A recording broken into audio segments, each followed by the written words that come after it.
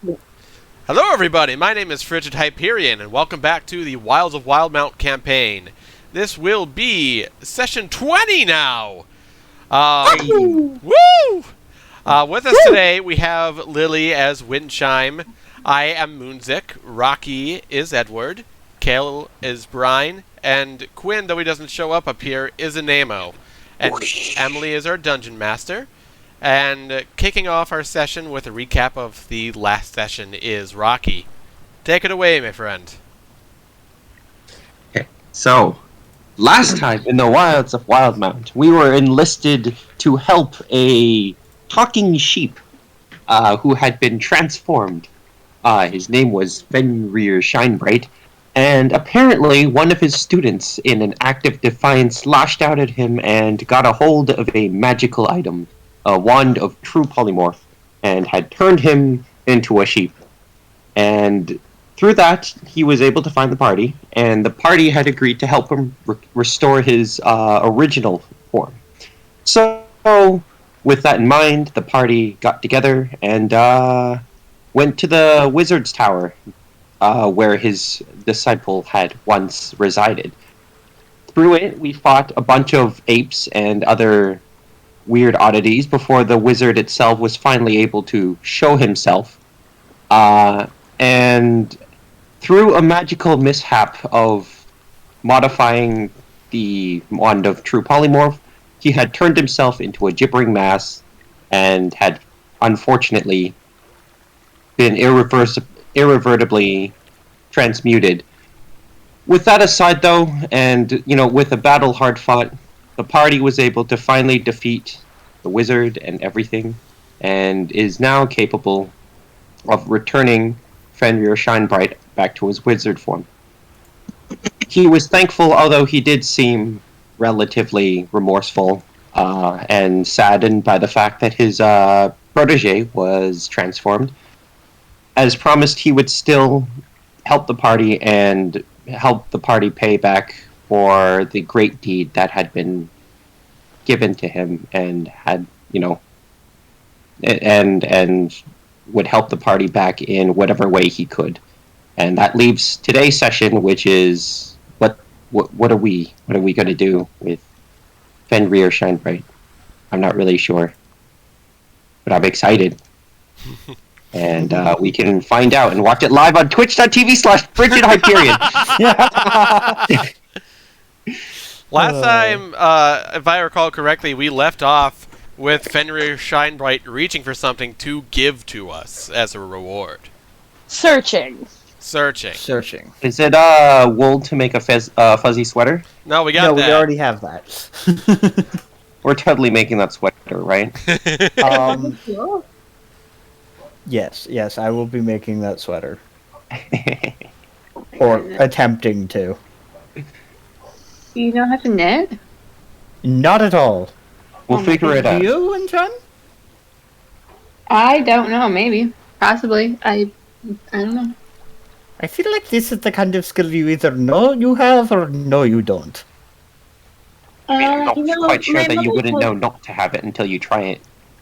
My mother tried to teach me many skills of craftiness and home caretaking, and I discovered I was better at adventuring.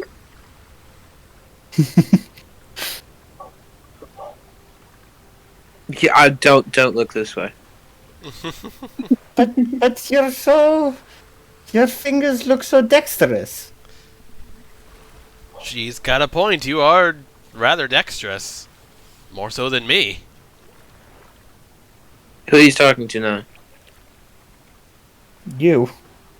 Or at least I was. Alright. Can't you see us These all things- looking at you? I mean, I guess they can get a little long, but like... Or could your claws do that? Could they knit? I'm not sure that I want to do that for that.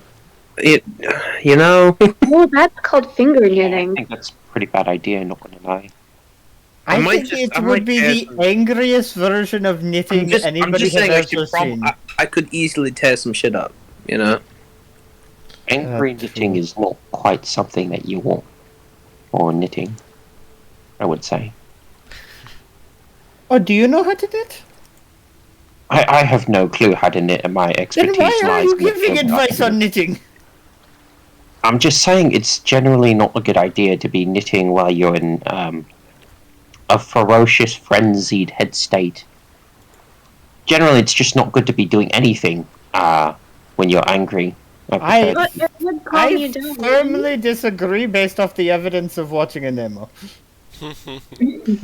I mean, other than fighting, I guess. It's like a good meditative kind of sport.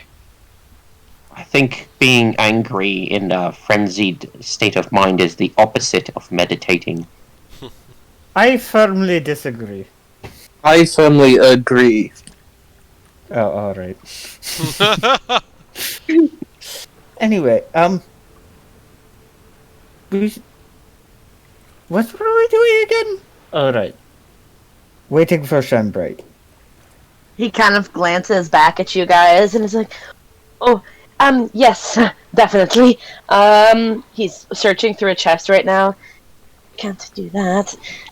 No, no, not a good idea. And just mumbling to himself as he's searching through his belongings. I mean, are you looking for something in particular? Well, I mean, if not exactly. Honestly, I haven't had the opportunity to search through the things and what he has got, what he hasn't got, what he left me. It has been 2 years. A lot of things have changed. I suppose so. I mean, being stuck in the body of a sheep for 2 years must have been agonizing for you every single day of your life. I mean, it wasn't that bad. You see, he catches himself mid-bar. Force of habit, I presume. Yes. Anyway. Here, perfect. He pulls out a bottle. It's got some sort of glistening red liquid in it. And he hands it to you, Edward, since I assume you're standing nearby. There you go. Anything else I can do for you? Thank you so much for your help. Really appreciate it. I've got lots of cleaning up to do. Alright, guys. Let's just, go. What is it? A potion! Potion of what? I assume it's just a healing potion. Yeah, it is a healing potion, exactly. One healing potion? Yep. It's a healing potion. It's a great healing potion. Probably. Can we all take shots of it together? I don't see why not.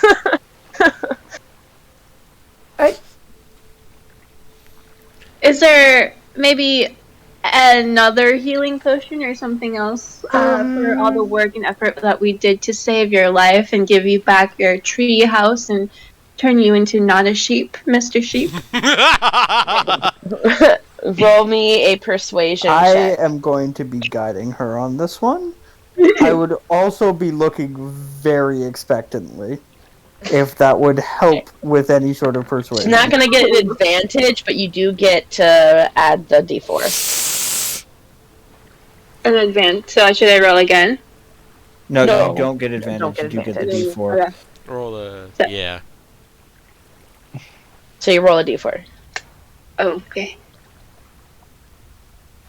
Man, a 2 is pretty bad. For a plus Really 5, fucking you've got a bad. plus 5 for a 10. 10? He looks at you for a moment, just smiling, and he kind of like his eyes kind of like glance at everybody else's like expectant faces, and he says, "Yes." He rummages around for a second and pulls out a second potion of healing. That'll do. Yes. Perhaps, and I should talk to Edward about it. But We may have something that somewhat of a use for an item that may be too dangerous for yourself to use. He kind of his like cheerful, awkward, get out of here, please face. Kind of his eyes narrow a little bit as he looks at you, and you see his hand kind of reach into his pocket, like on his pocket, not into, like taps it, making sure it's still there. Well, I mean, Do you have a way of consistently making sure you don't get hurt by that? I intend to work out some of the magical debauchery that was happening with it. Just too powerful a relic to put in anyone's hands. I trust if we were to use it twice, that would not be a problem. You'd still have the exact same ability to change whatever problems were left in it. I defer to your mastery of the arcane arts, but I understand that Edward in specific is rather incredible at predicting events of a random nature, such as the ones that come with this wand. Roll me a persuasion check. This is the second persuasion check of Yep. this type, so it's going to be an increased I'm DC. going to guide myself as well. Oh my god! well, that's an 8 with a D4. Maybe a 12. That is Okay. a 12.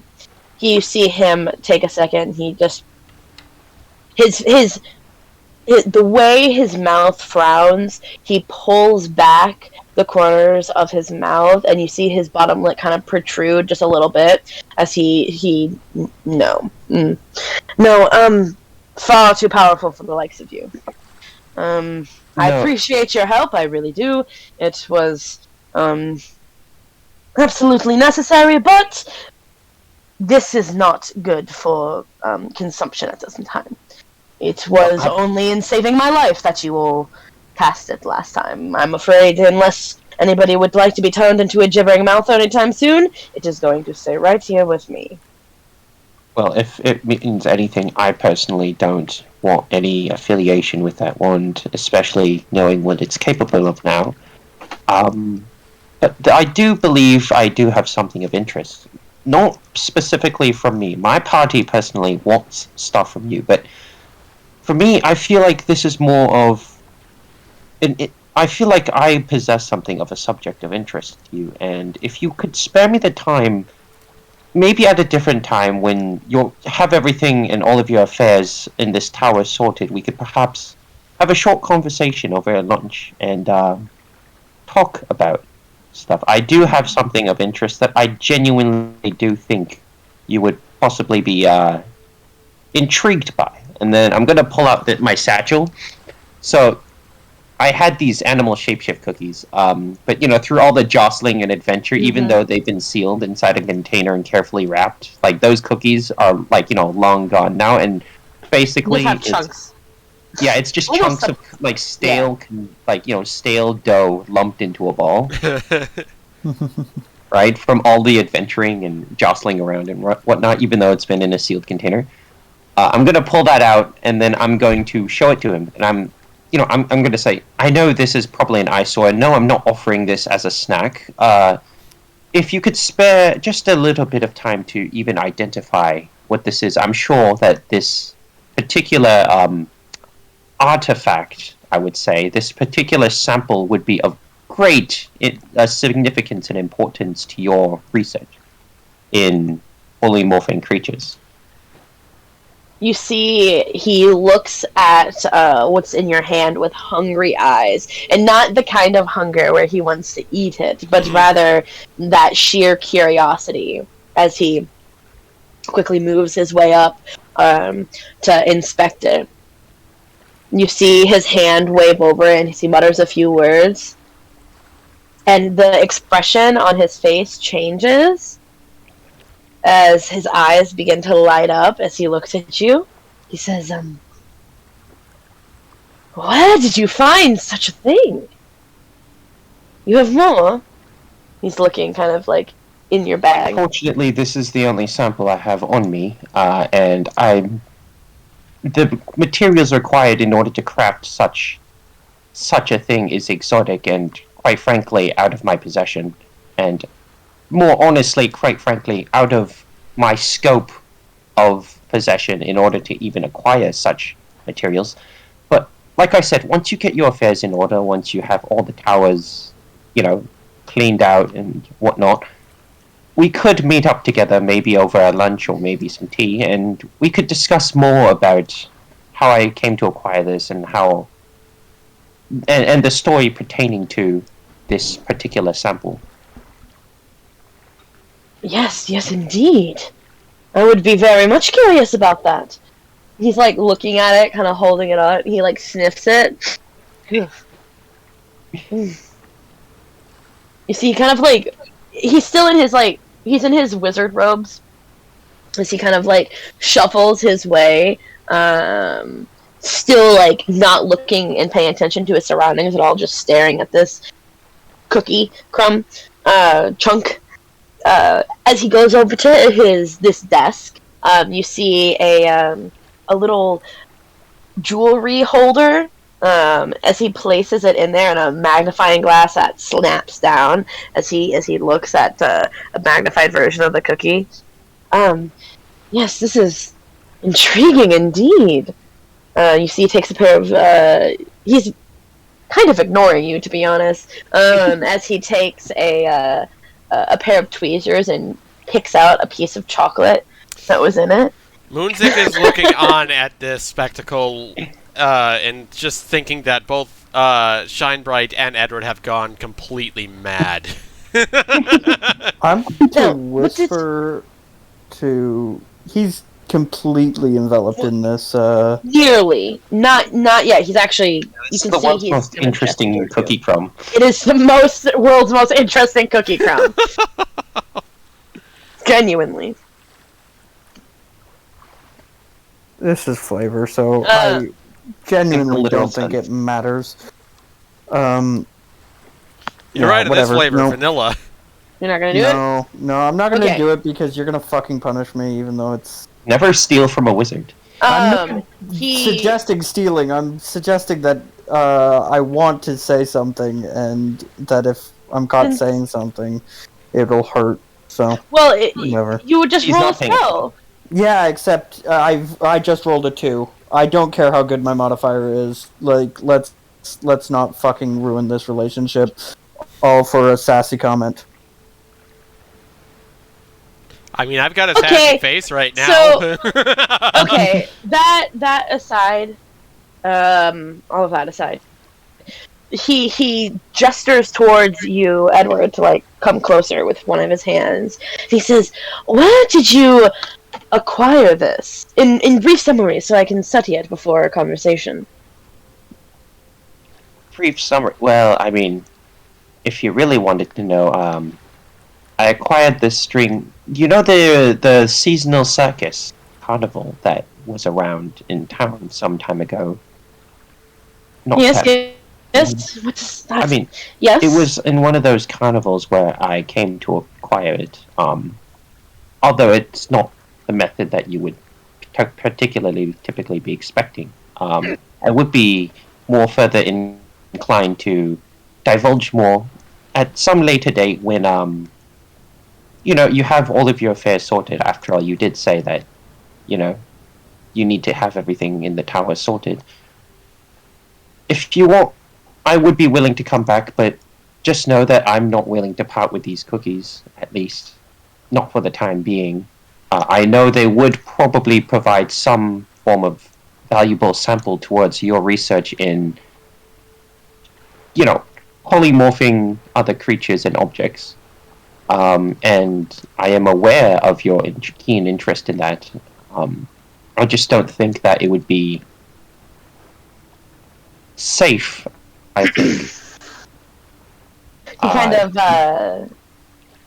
He looks at you. He's got while he's glaring at you, you see a little twinkle in his eye. Just again that same sense of hunger that you felt yourself. He says, "What are you looking for it?" Well, I'm assuming our terms. I'm assuming we can concoct a particular term or agreement among each other for what we're seeking in compensation. I would have to ask my party what they would want, as I am looking out for their interests too. But for me personally, I'm looking for at least some sharing of spells, perhaps maybe a mutually beneficial relationship later in maybe your research. I have taken somewhat of a curiosity towards what you're interested in, what you're researching yourself. And maybe I feel like the exchange of information itself would be beneficial for all parties involved. Of course, spellbooks included. Self, if I may interject, I think it would do a lot for goodwill on the circumstance that we could have a conversation and perhaps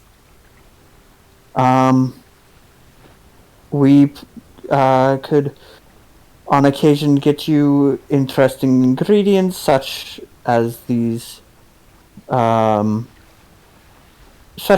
cookies in our travels, share them with you, and then perhaps in our agreement we have some way of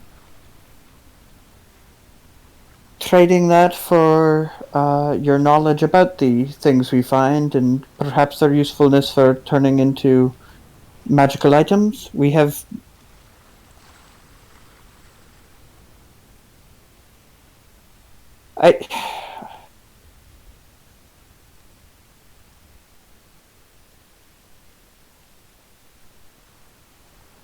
in essence, we have created a dialogue with many individuals, masters of the craft, and it would be quite positive to all of us were that to work out.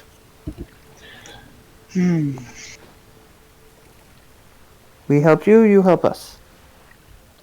Okay. I'm working together with him. Yes, you are. Go ahead, advantage. I did. Don't, and I will say this, because I know it's probably going to get mentioned. Before you start persuading or deceiving somebody, that's when you would cast guidance. Yeah. Yeah. It doesn't make sense to cast it after you've already tried. You know what I mean? Unless saying? you like subtle Yeah. spell it or something. That's better. Yeah. He says, I suppose I am down an apprentice. You see him, stand up and kind of stretch his back a little bit. So this sounds fine. I suppose it makes sense. I do need somebody to go out and collect things for me. I certainly don't necessarily want to myself, as he is searching through his chest. And you see him pull out a some sort of robe or cloak or something. It's a piece of bundled up fabric. You see, it's got random pieces of fabric stitched onto it in a variety of different various shapes and colors. As he says, I happened to make this one a long time ago. It was one of my first attempts at a magical item. He kind of jiggles it and tosses it to you, Brian. Oh, thank you. I'm holding this robe. This is interesting. What is it? So, another fine example of polyplanar transit theory. He says to Edward, if you detach the patches that are on it, a variety of useful items make their appearance. Oh my god. Oh, that's many things. insane. It's a robe of useful things. It's a robe of useful things. What pictures are on the patches? You see 2 patches of daggers, 2 patches of a lit bullseye lantern, 2 steel mirrors, 2 steel mirrors, a couple long, what appear to be poles, coils of rope, and even a couple sacks. You also see of various other patches that don't have a specific picture attached to them, but they're rather just patches that seem to shiver in a little bit of arcane energy. Now, I was able to affix several common useful items onto the robe. You can see those. I denoted and cut them out. It was kind of fun. On there, they are very clear. Now, there's a variety of other patches, some of which you can see here, that don't necessarily have a discernible shape. I was just mostly playing with the weave there and attempting to manufacture items I didn't have, rather than just affixing the ones that I did, actually pulling from other planes. I mean, this is a very intriguing item there. I do thank you for your generosity, though. I don't particularly covet items more than I covet knowledge. But I do thank you upon my party's behalf for parting with such an intriguing and fascinating item. Well, come back some other time and we can discuss those cookies more in detail, and I can maybe tell you how to make such an item. Ooh. Indeed. Thank you very much. Yes, I do have a lot to do. Please. I'm going to spend some time putting my affairs in order, as he kind of ushers you all out. I suppose we should take our leave. And we're gonna head out. Edward. Yeah? Make a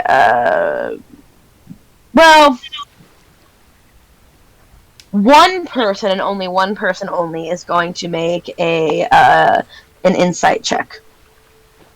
It's not gonna be me because Or perception. I would also allow a perception check. One chime. One chime would be the best to do that. You want me to keep my eyes open and pay attention? I can do that. Yup. Okay, so you can either roll an insight or a perception check. Let me just look.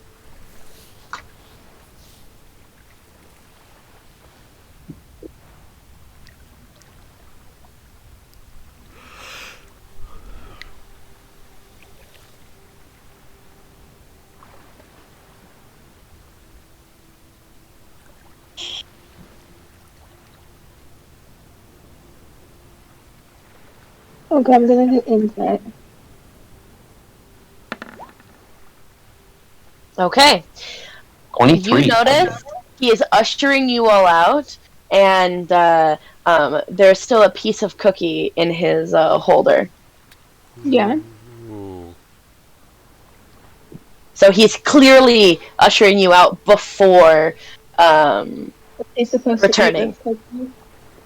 What does the cookie do? That was the cookie that turned you into a crab. It's also the cookie that Edward was saying he wasn't willing to part with. Yeah. Can I scoop it out of the bowl? Am I close enough to do that? You could. He's kind of like has his arms out as he's like ushering you all forward. You could kind of like dodge out of the way and like do a little spin or something to grab. It's in like a jewelry holder, right? Okay. And with a magnifying glass, looking at it. Okay. Yeah, Windchime is gonna try and grab, like, dance away and grab it and be like, "Oh, don't want to forget this." Yes, don't want to forget that. Okay, everybody, out. I'm telling Very you. diplomatic of you. As he ushers you all out of his abode. Edward, I will see you later. Yes. Tell me more about those cookies. There's a meme that's coming out of this. I know it. Oh my The God. world's most interesting cookie crumb. Edward, do you want to hold this cookie? Because I keep looking at it and I want to eat it, but I know that would be so bad. Be a really bad idea, yes. Remember. Here you go. I'm gonna put it in with the crumbs with the others. What is the deal with that cookie anyway?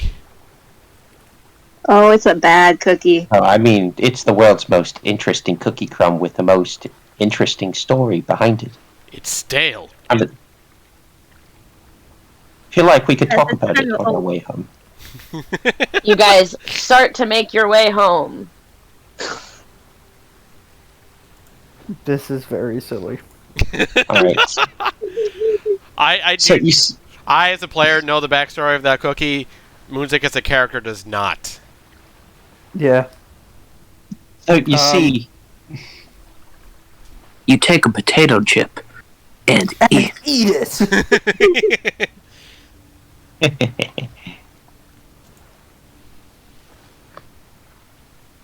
well, you see, it all began back in the carnival. What happened was, well, you see, what happened was, Windchime and I had first met, and we were tasked with finding missing people. As part of a request in a bulletin posting on the tavern.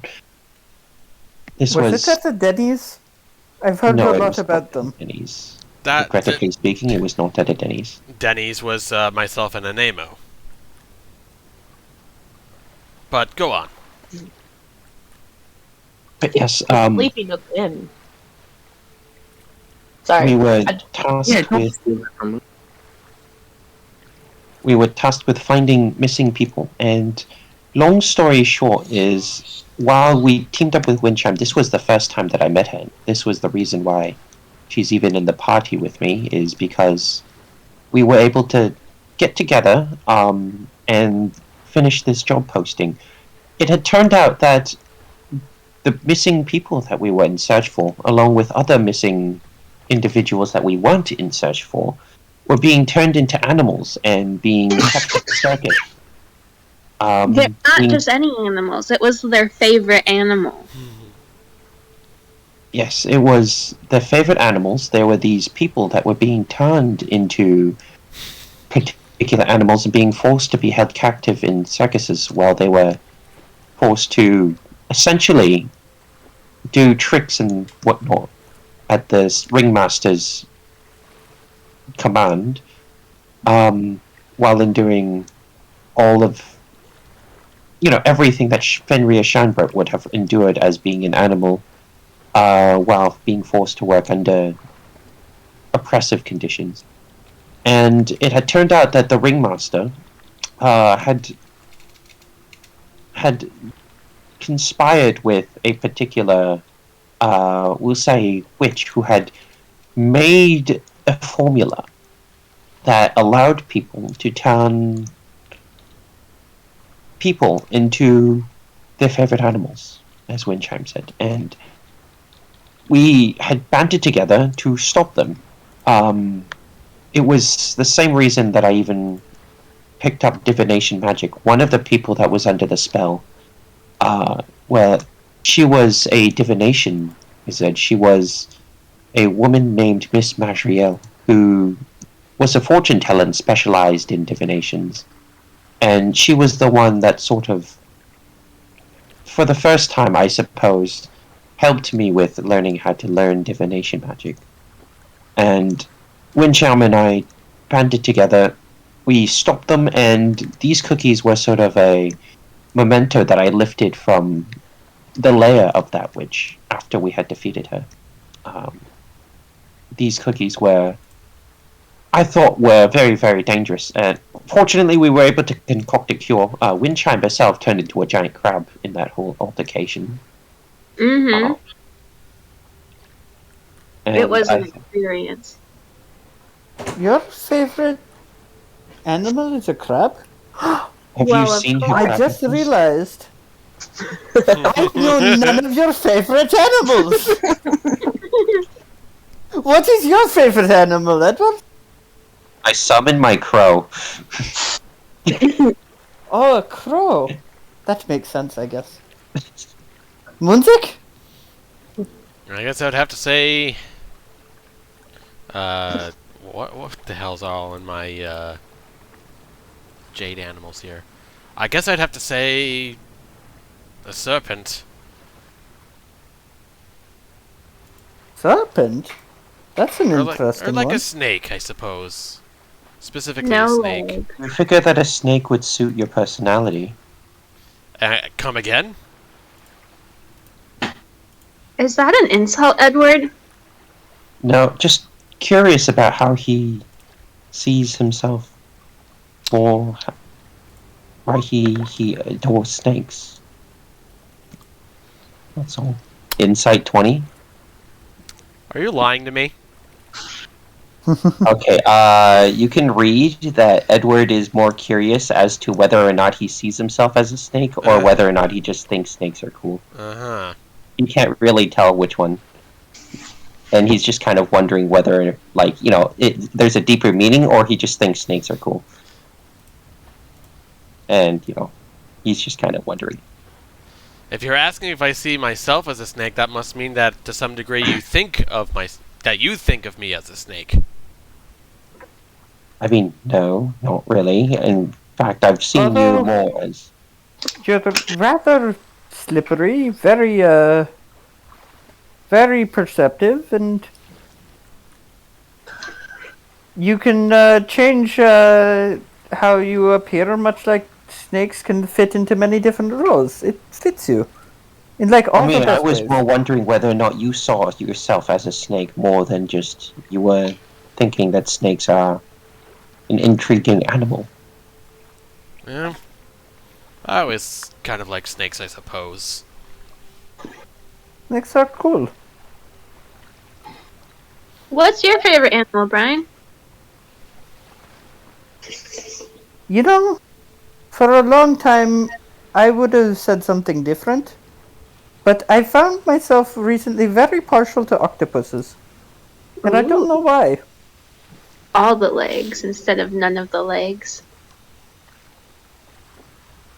Yeah, it's a rather recent affection for me, though. What was it before that? I like deer. Deer. They Those change are in the season. They're very pretty. We had them in the Feywild, too. I suppose deer are very majestic creatures.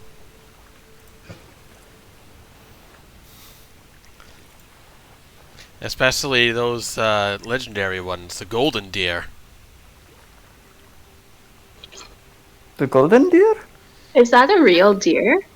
I've only heard legends of it, but in some faraway land known as Leicester, there was a deer that once had come to the aid of some very important people there. So important, in fact, that when Leicester was established, they had they'd actually use the golden deer as their mascot of sorts, as their emblem. I thought it was. I'm trying to do a name of. I thought it was a blue deer that only came in dark times.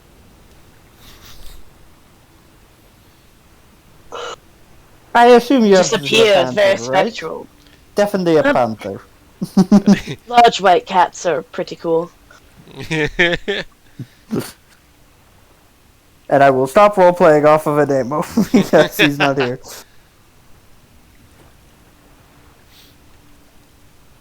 Definitely a panther. Large white cats are pretty cool.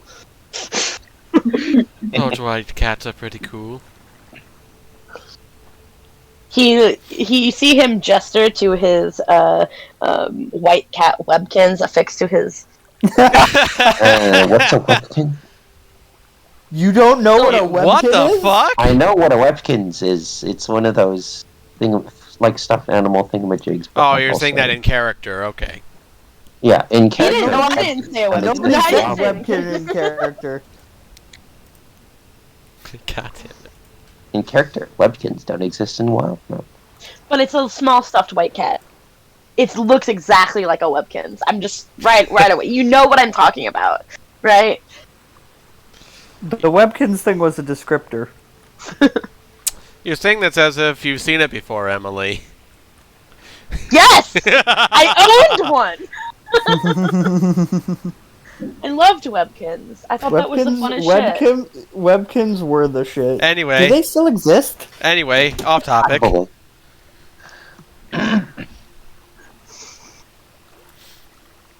Holy Oh, shit, we- webkins still exist.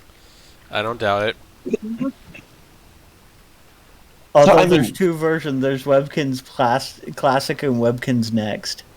All right, enough about webkins. Sorry to get us so distracted. So, I mean, mostly the reason why I let the wizard deal with his affairs was so that we can come back and discuss our opinions and thoughts about this. I did say that I would put parties' requests into consideration when making this bargain, and I didn't want to show him my full hand of what I had with bargaining as much as I did just with these cookies. Is there anything you guys would want to seek? For me personally, I find the value of knowledge far greater than the value of, mere money or objects. Realistically, his skill set is really useful for one such as ourselves. He could be very helpful for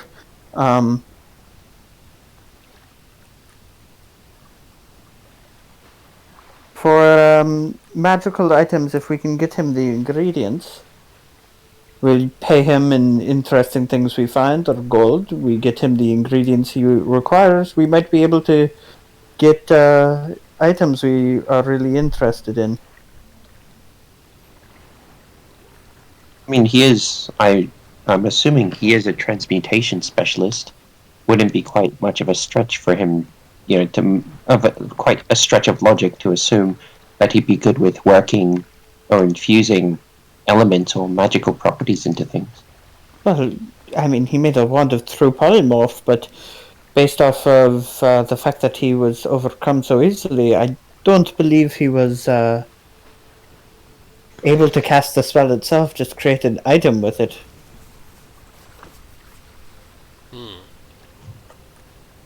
Leans itself towards being very skilled with crafting items. Does it not? Yes, I suppose. I mean, anything else you think about this Fenrir Shinebright fellow? Any of you have any thoughts, opinions about him? I liked him better as a He's kid. a bit of a self-serving asshole. Though we I mean, did once help. you become that age, most wizards do become that. Though That or reclusive hermits. Please tell me you won't become that, Edward. I like you right now. Well, I'll try my best not to. although he Although although he was very pleading to us about needing our help to deal with his protege. He's very stingy on trying to repay his debt. Yes. I mean, that's why I came here to. But That's why I perhaps came here to discuss with you. To wizards, to most scholars among that, there's more greater value in knowledge than there are in deeds. And, well, for me, I feel like to him, the fact that I've offered a proposal or the promise of knowledge itself is far more enticing or alluring to him than being stuck as a sheep and being turned back, I assume. Mostly because that's where his passion aligns. I suppose. I also think perhaps us helping him out and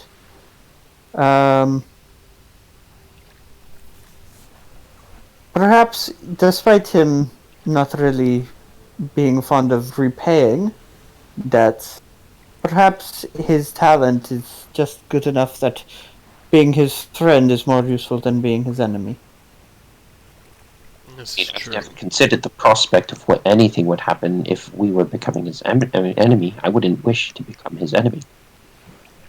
Most wizards generally tend to remain neutral in support of their own studies rather than making friends or enemies. Well, friends help studies. We become his friends. We help him out with what he helps us out with. He seemed to be agreeable to that, so. Yes, I suppose. Anyway, speaking of friends and doing stuff for each other, did we not want to head back to Palma Flora and help you do the research you were interested in? I do. I suppose we can tie up our whole business with Fenrir Shinebright, and then we should at least prepare to set out to Pomoflora and investigate about clues. Well, I think our business is almost completely concluded with him, no? Well, I do have to have a meeting with him. Right, Not sure whether or not I should tell him that I possess the recipe in order to make said formula. definitely not. Not at this point. What I will say is, we don't have to have that conversation immediately. It'll take him some time. We can come back after we do the investigating. Well, I'm assuming we would come back in a reasonable frame of time. I don't think investigating Pomoflora would mean that we would be back for weeks, maybe months. You think it Ah. would take that long? Weeks I agree with, but that is a reasonable Weeks amount of is not a time to get reasonable frame one's... of time in order to satiate his hunger. You got to understand it from a wizard's perspective.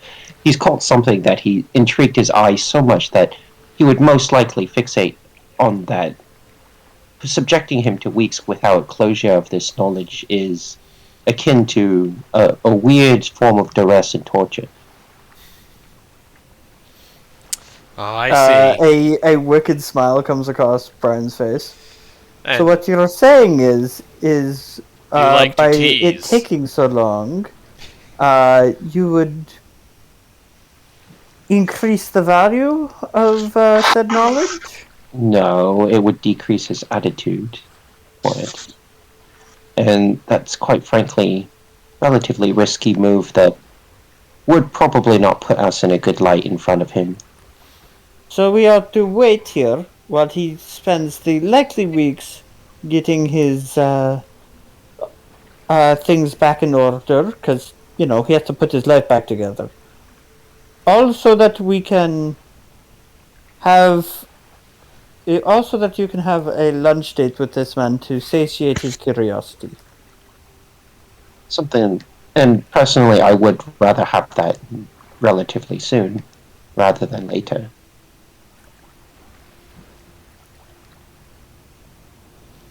Remember, Oh. the sooner the bargain is struck, I mean, we could still benefit from his research as he could benefit from me becoming somewhat of an apprentice I mean, he did extend his hand in that offer, and I am relatively intrigued to see what it's like to study under a transmutationist wizard.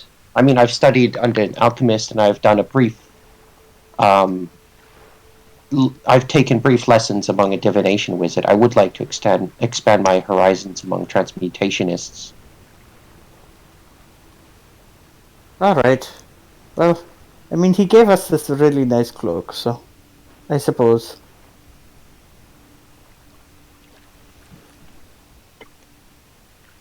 I suppose I cannot fault you for feeling this way.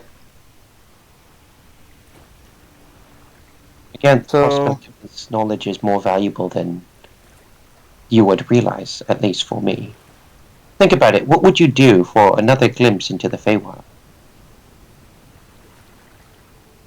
Another Is that glimpse? endeavor not in itself eating away at your ambition, demanding your attention constantly, in, hopes of a dream to search in the land that you've once saw and had been struck by awe at?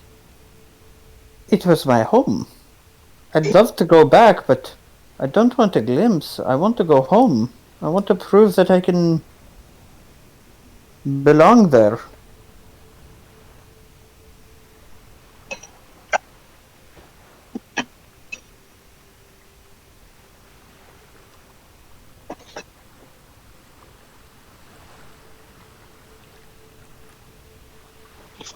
Well, I mean, that aside, would anyone else have any suggestions or concerns?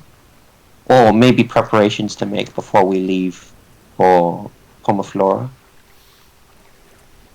I suppose just checking back in with everyone on Firewatch Island and just preparing, because when we come back, I think it would be prudent to land directly there, instead of having to land at Broken Bank and then go to Firewatch. Yes, that would be nice. However, well, I mean, I looked, I found some bone stuff, but didn't really find anything else. Nothing on the South Perhaps Shore I'm at just all? blind. Well, nothing really interesting. It would cost a lot of money to terraform that area. I mean, it could be done, but It'll take time. and money. No, two things we are rather short on at the moment. That's fair. Well, anyways. I guess with that aside, you wouldn't mind if we at least, took out a time to say farewells to the individuals on the island and No, prepare for our trip to Pomoflora. I am relatively excited to do that. we can do that. We can even delay a bit. I'll take another look, although I don't think I'll find anything. Over at the spiders, maybe I missed something. And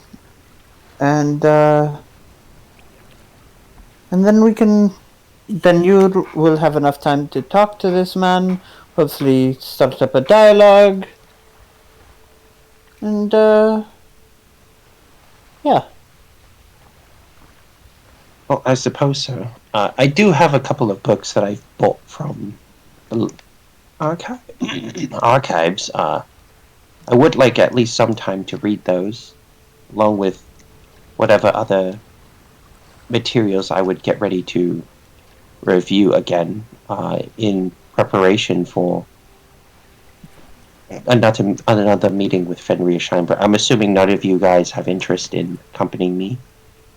No, have your fun with your wizard friend. I barely understand anything he's saying. I've studied Arcana. Well, it's only polyplanar transfer theory. Look, I took third year Arcana, and I heard literally nothing about it. I don't know what masterwork stuff you're going on.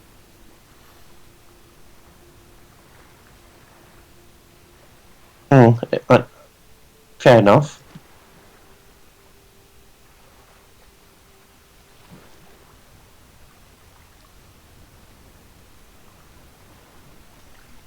Well, if you need anything from me, let me know. I'll be retiring into my room. Well, all right. Would somebody be willing to help me with searching for perhaps answers underneath the water? I could probably help accompany in that, since I can hold my breath.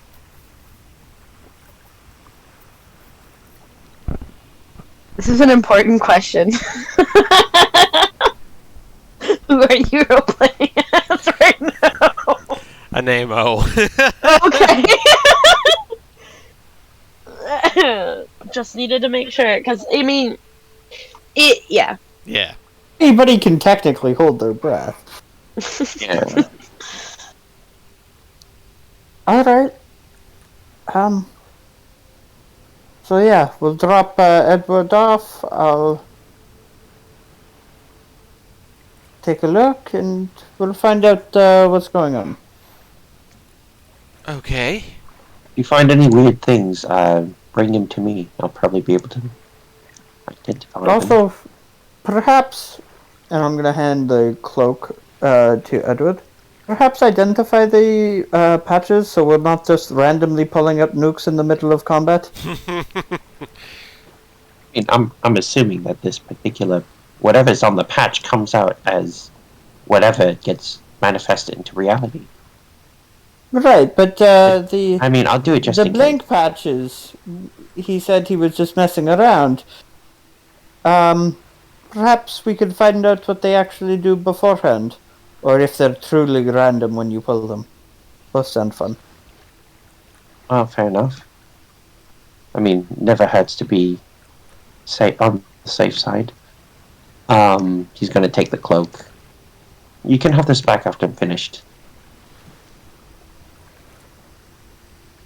With that, I'm going to ritual cast Identify on the cloak.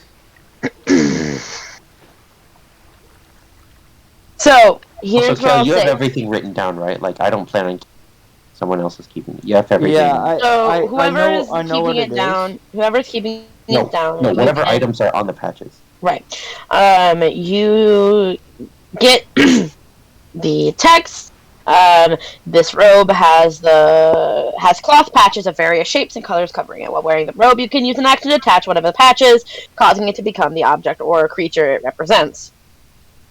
Once the last patch is removed, the robe becomes an ordinary garment. The robe has each of the following patches: a dagger, a bull's-eyed lantern, a steel mirror, 10-foot pole, hempen rope, and sack. There, however, is... Hold on. So sorry.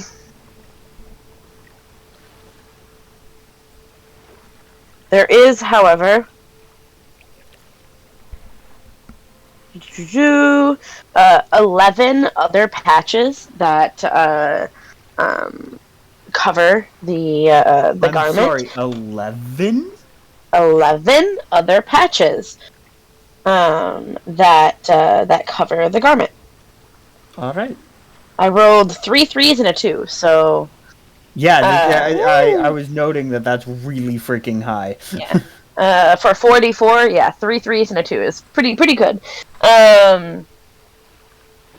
And yeah, so there are 11 other patches that are on there. I have 2 notes about this. We would be rolling a D100. It is random. He is literally, like he told you before, They're has- random patches. they're Not random. predetermined. You cannot Identify pick them. them. That was the usefulness of the Right. identifier. You, in this case, it could be the list that is on the robe Item of useful items list, description. or it could be other things. Depends on my Alright. mood. Does it like it have a chance to misfire? Like it just explodes and nothing happens? No, there is this It's all particular. positive items. Yes, this particular one. Yeah. It does not have a chance at like misfiring like the wand did. However, you do not even this is the difference of this one is while most of the time you could look at the list of the D100 list and you as a player would know, right? In this case, the meta is out of the table and you as a player don't know. Right. Yeah, so it could be something random from like a... It could be something... And sometimes there's like patches that like it's rolled beforehand and sometimes it's done randomly. That's part of the identify question. That's right. So the only ones that you know about were the ones that I previously mentioned that there's two of. The dagger, the lantern, the steel mirrors, the poles, hemp and rope in the sack. Everything else is completely random. Even more random than the list that you see below. Yeah. Nice. Because I'll probably be gathering it from whatever is the first list that I can find on the internet at that moment. Like, so... It's like, we're like in the middle of a battle, we're like pressed against a corner, we pull off a patch from the cloak in a desperate attempt to save us, and then a blueberry pie just pops out. Basically. It could be something like that. But they're all delicious. Like not they will all be useful. Useful, not useful, maybe. But it's useless. Probably. Like, it has a use. Like, it's useful. Right? Absolutely. It doesn't necessarily mean it fits the situation. Always. Yeah. But there's no denying that whatever it gives you has uses. And it is useful. Well, it can be used. It's a rope of useful items. Yeah. May or may not be such situationally applicable. Oh yeah, rope is useful, not always the solution to the problem. Mirror is useful, not always the solution to the problem, right? Yeah.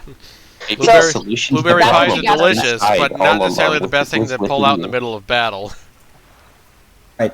Yeah, but I would allow you to use your bonus action after receiving the pie to throw it.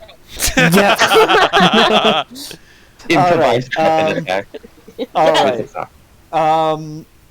So taking back the robe, Francis. So you Thank wait. you. Yeah. And then she and Anemo and actually, I'm just gonna take the whole party. Come with me, guys, please. Sure. I've rolled like below 5 every time I've tried to perceive things under the water. Please help me. I mean, Anemo, he's not great at like perception by himself, but he can give you advantage because he's under there and I know. I want all of your help, please. I It would want only the moral change it. support of the party. It would only change the advantage. That's why You're if I saying get you want if I get ambushed by a crazy underwater creature that I mean, I guess I am a little bit of a crazy underwater creature, but the point is, if I get ambushed, I'd rather have the party with me. we do have the driving elements. We'll go swimming with you. Sure.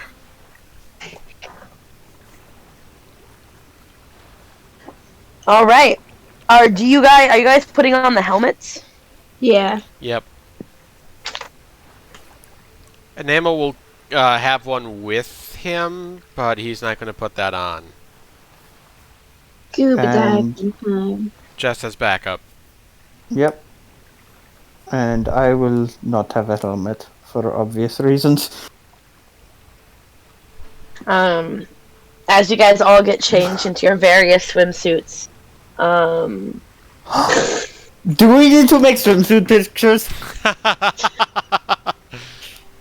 I'm going to assume at some point in time you've all gathered swimsuits. So Great. if you want to make yourself a swimsuit character on Hero Forge, go for it. I will pull it out in situations just as this. Hey, each episode, what? Yeah, basically. Although, isn't every episode kind of a beach episode? Only in the seafaring episodes. So all of them. Yes. As you guys dive to explore the area around the ocean, immediately all of you, upon your swim around the island, notice,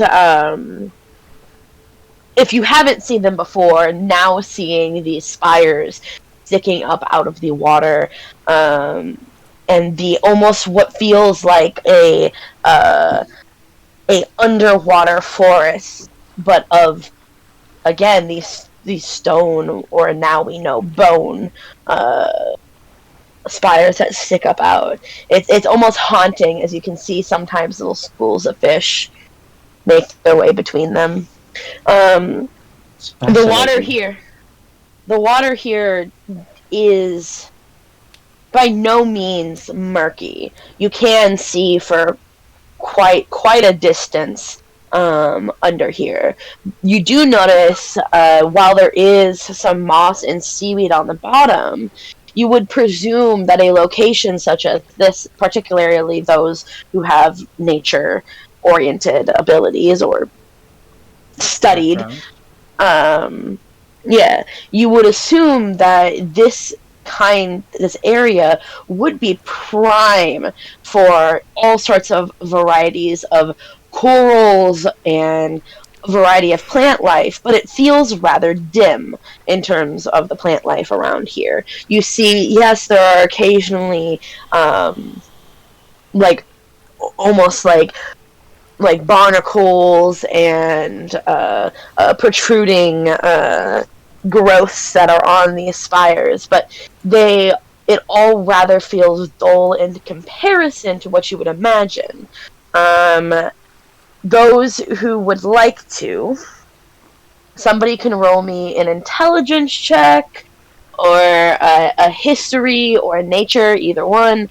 I've got 7. That's a nat 1. I can do history. Are you with us? I thought you were studying. You said the whole party. You were. Yeah, I guess that is fair. Fair? No, that's fair. We did say you. Yeah, I was gonna roll history as well. I've got Okay. Not a nat 1. Well, I was originally going to cast shouldn't be rolling with advantage. It's but okay. That's It's a 15. You would gather that there are 2 reasons why this specific kind of growth would appear, right? One, either the water in these parts is not oxygenated enough to keep some of the more larger plant life alive, right? It would take a pretty specialized type of sea plant, to be able to grow in the area, whether it's because it has a high pH, low oxygen content, something along those, some sort of environmental factor that is causing that. Or they haven't been here for very long. Plants? Like whatever this is, I mean, when we're talking about in the comparison of centuries to thousands of years, right? Like there's this gap there, you know what I mean? Like we're talking about like the kind of growth that you would find on most coral reefs, or even in certain lakes and the like those have been going on for hundreds and hundreds of years.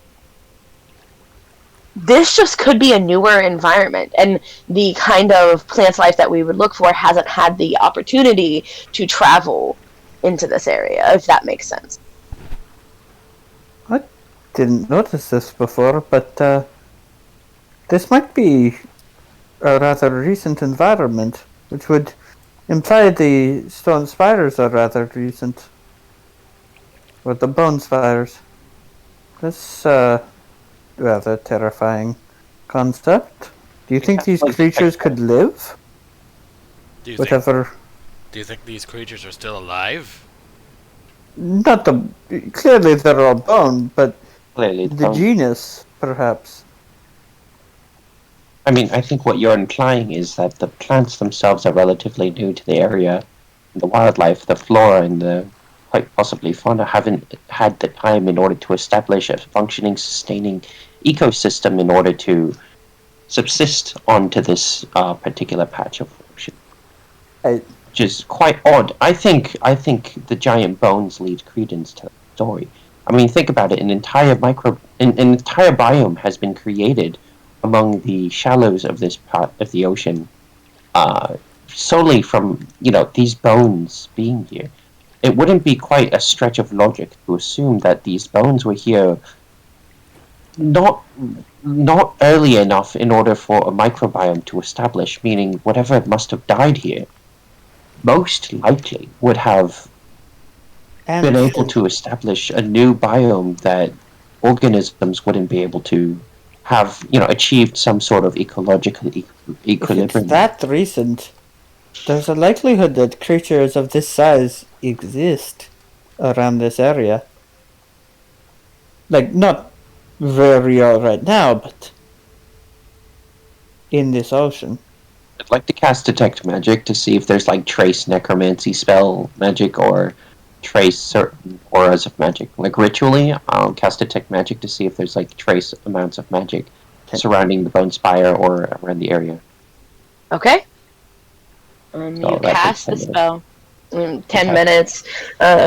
You find it's not something you have not encountered before, but especially with this long, drawn-out spell of you using these somatic hand movements to have the weave form around you and give you an idea as you reach into this web to feel the vibrations. Are they good vibrations? Such a good vibration. It's such a sweet sensation. Sorry, I had to. Thank you. There is no trace magic around you right now. Around the Bone Spire and nothing. There's nothing. There appears to be no magic. Well, it doesn't seem that the fauna or the ecosystem is afflicted by necromancy magic or anything that would assume to sap away their life. Leaning more credence towards that theory. Alright. Is there anything, and I hate the fact that I'm rolling for this again, is there anything I can see on the seafloor, and I'll get real close with the protection of my party. I'll get down and I'll investigate this shit. Okay. So you want to investigate, or do you want to roll perception? Because you're going to get two very different answers. So it makes a big difference. Definitely investigating. Investigating. Is anybody else going to be looking about? Or are you just kind of watching, Brian? Help investigate. You're going to help investigate. Is there anybody else that's going to be perceiving? And, by the way, I am spamming guidance throughout this entire process. Okay. Moonsick might not be investigating, but he's at least keeping an eye out for anything that treacherous and might be swimming in the waters. Okay. I'm going to enhance ability. Hold on. 1 second. Windchime, are you also going to be perceiving? Yeah, it's just looking around, having a good time. And as we're doing this, I'm just alternating, as we go through this process, I'm assuming it takes a few minutes, I'm just alternating guidance cast, such that as people are doing things, they'll have guidance. Okay. So guidance is a touch spell, so I'm going to say that you can only cast guidance on you and Rocky. Alright. Well, Edward. I'm going to cast Enhance Ability on Windchime before we head down, and I'm going to give her Owl's Wisdom to give her advantage on all Wisdom checks for an hour. Okay, so... Edward and Brian, one of you is going to make me an investigation check with advantage with guidance. Who's better? I've got a plus I 4. got +6. Okay, you. Alrighty. Advantage. Investigation. Okay, That roll a works. d4. Okay, 24. so 24. You and Brian swim down all the way to the ocean floor. Layers of soot and sand are beneath you, and in your investigation, you follow your fingers and you trace down one of the spires and watch it as the spire connects with the ground. This begs you to see what exactly is this connection point. You know, we've got these stone, or as we know, bone spires. What lies underneath them? So you pull out one of your tool sets and you start to scrape and dig away at the soot and muck and mud and sand and all of this plant life to try to sneak down to the bottom of this. And it, while it is several layers that you are getting through, and it does take you quite a while, you are able to find the way that the bone of the spires connects with the bone of the floor, connects all the way back up to a bone of one of the spires. So you are very certain that it is not individual spires, but rather one entire thing. As you continue to dig and explore and investigate, you find that this is not true with just the 2 spires you originally tried it to, but all of the spires. Every spire that you have tried to has this exact same problem, where it is one connects to all of them. What the hell? And is it connected by some sort of spinal cord?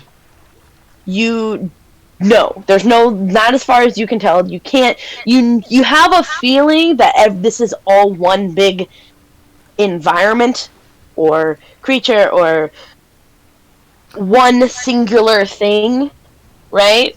But you so far in your findings, you do not know where it begins and where it ends. You would have to spend a little bit more time getting to the edge and finding where the edge would be. Just something to keep in mind. Are we... I'm just going to look at Edward. Are we heading to the edge then? I suppose so. Too. If anything goes south, we cast invisibility. We get the hell out of there. I only have invisibility for one person. I'm not level 5 yet. I do too, so we're all good. Alright.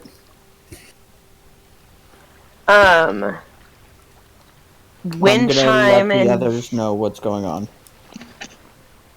okay.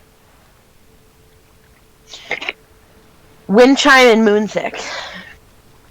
You are standing watch, looking amongst these spires, while your compatriots are going about doing their thing.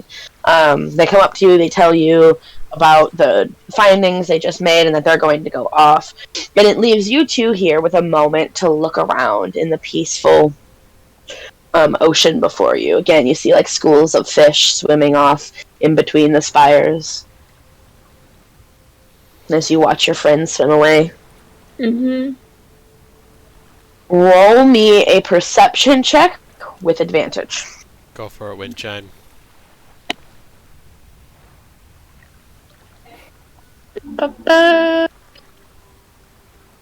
Perception.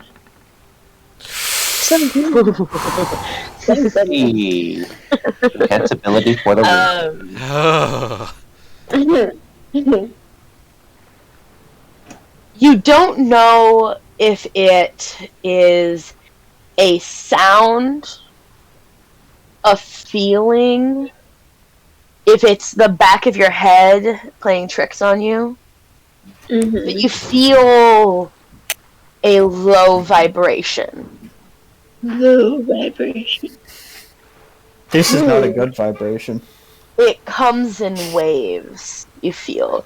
Long, drawn out. It is like 1, Like, 1,000, 2, 1,000, 3, 1,000, 4, 1,000, 5, 1,000, 6, 1,000, 7, 1,000, 8, 1,000, 9, 1,000, 10. And then it's over until it starts again. Yep, exactly. Okay.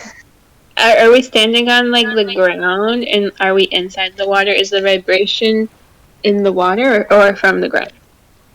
You don't know. Ooh. Do you feel something funny in your bones?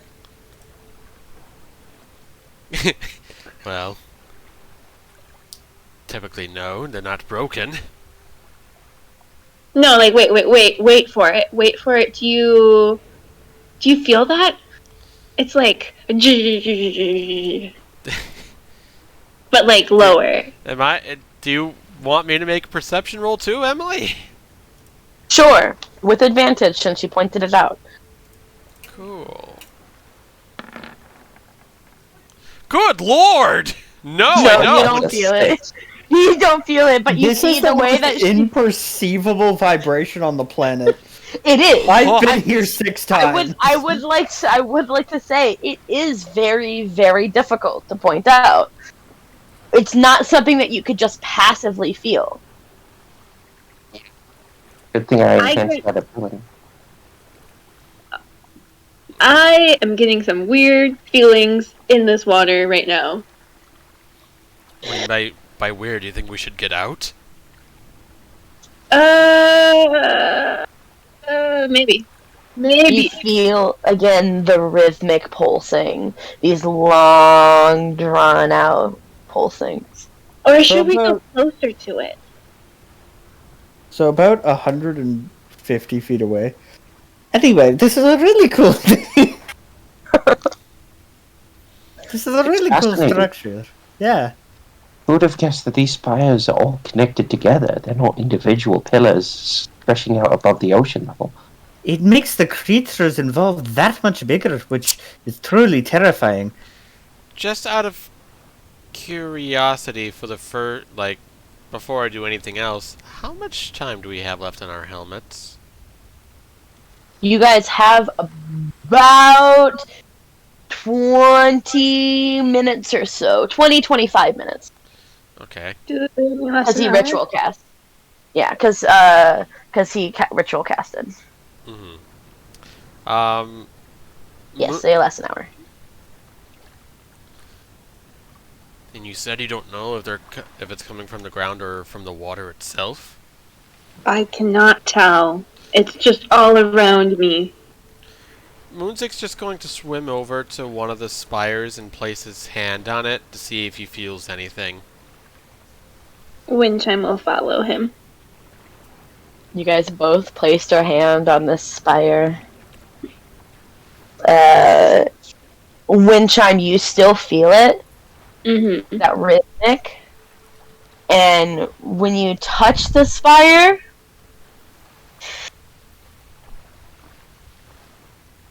it almost doesn't make a difference.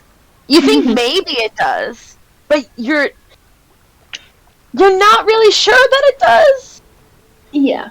But Moonsick, roll me another perception check with advantage. Ooh. Okay, perfect.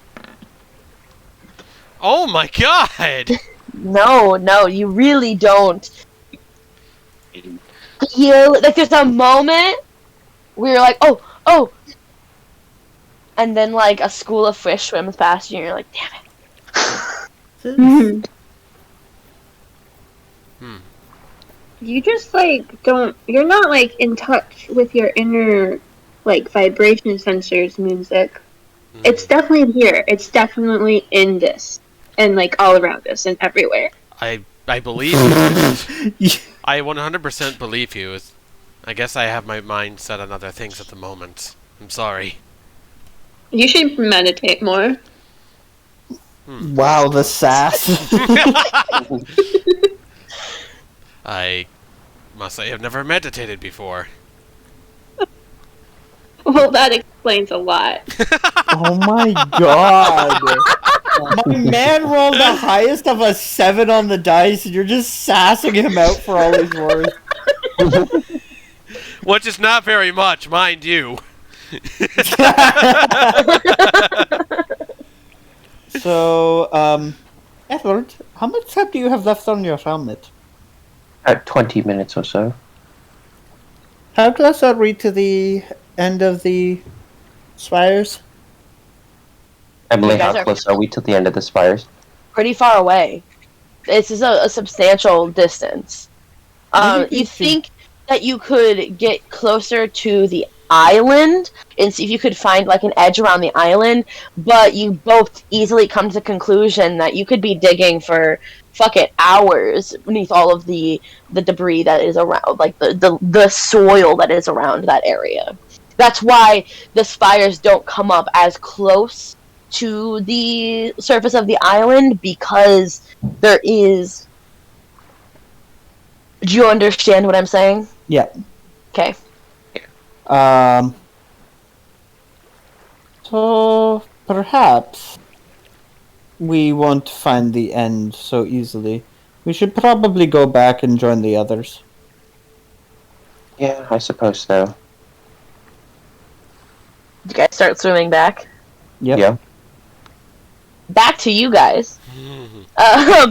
What are you guys now doing? I'm still trying to get Moonzik to recognize the vibrations. Like, wait for it, wait for it.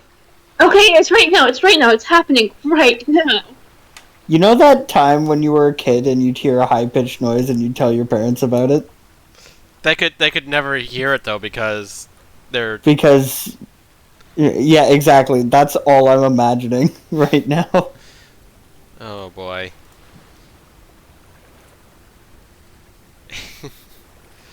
I don't know. A name of what? Because you're here as well. Do you feel anything of the sort? Y'all were talking to me. Yeah, Nemo. You've been part of this conversation the whole time, haven't you? Yes. Let me see if I can feel it. Rolling with advantage, I take it. Yeah. Okay, fuck you! I mean, I think I can. Everyone except for Moonzik. Did it stop just now? Yeah, it just did. Yeah, I feel it. Cool. Mm-hmm. See, I'm not How crazy. gaslit does I never said you were crazy. Moonzik just feel right now?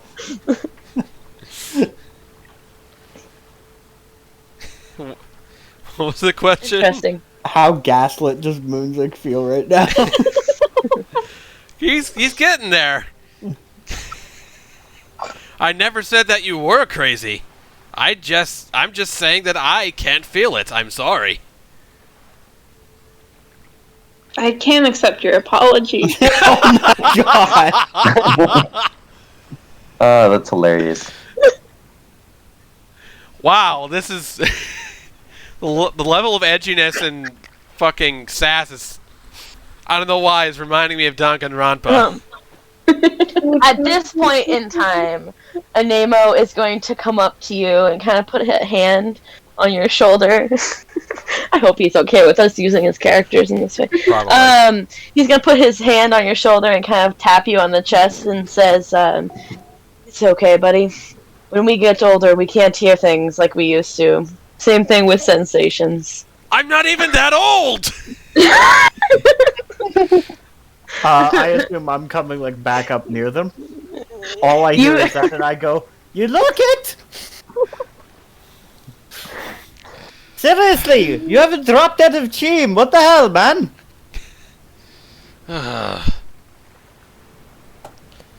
Anyway, Wait, are you going? Moonchime and Anemo are able to feel these vibrations that I cannot. Do you guys feel anything at all? Definitely not. I'm not even going to roll. I have rolled it to feel these vibrations so many times. If I fail again, I might cry. I just don't feel them.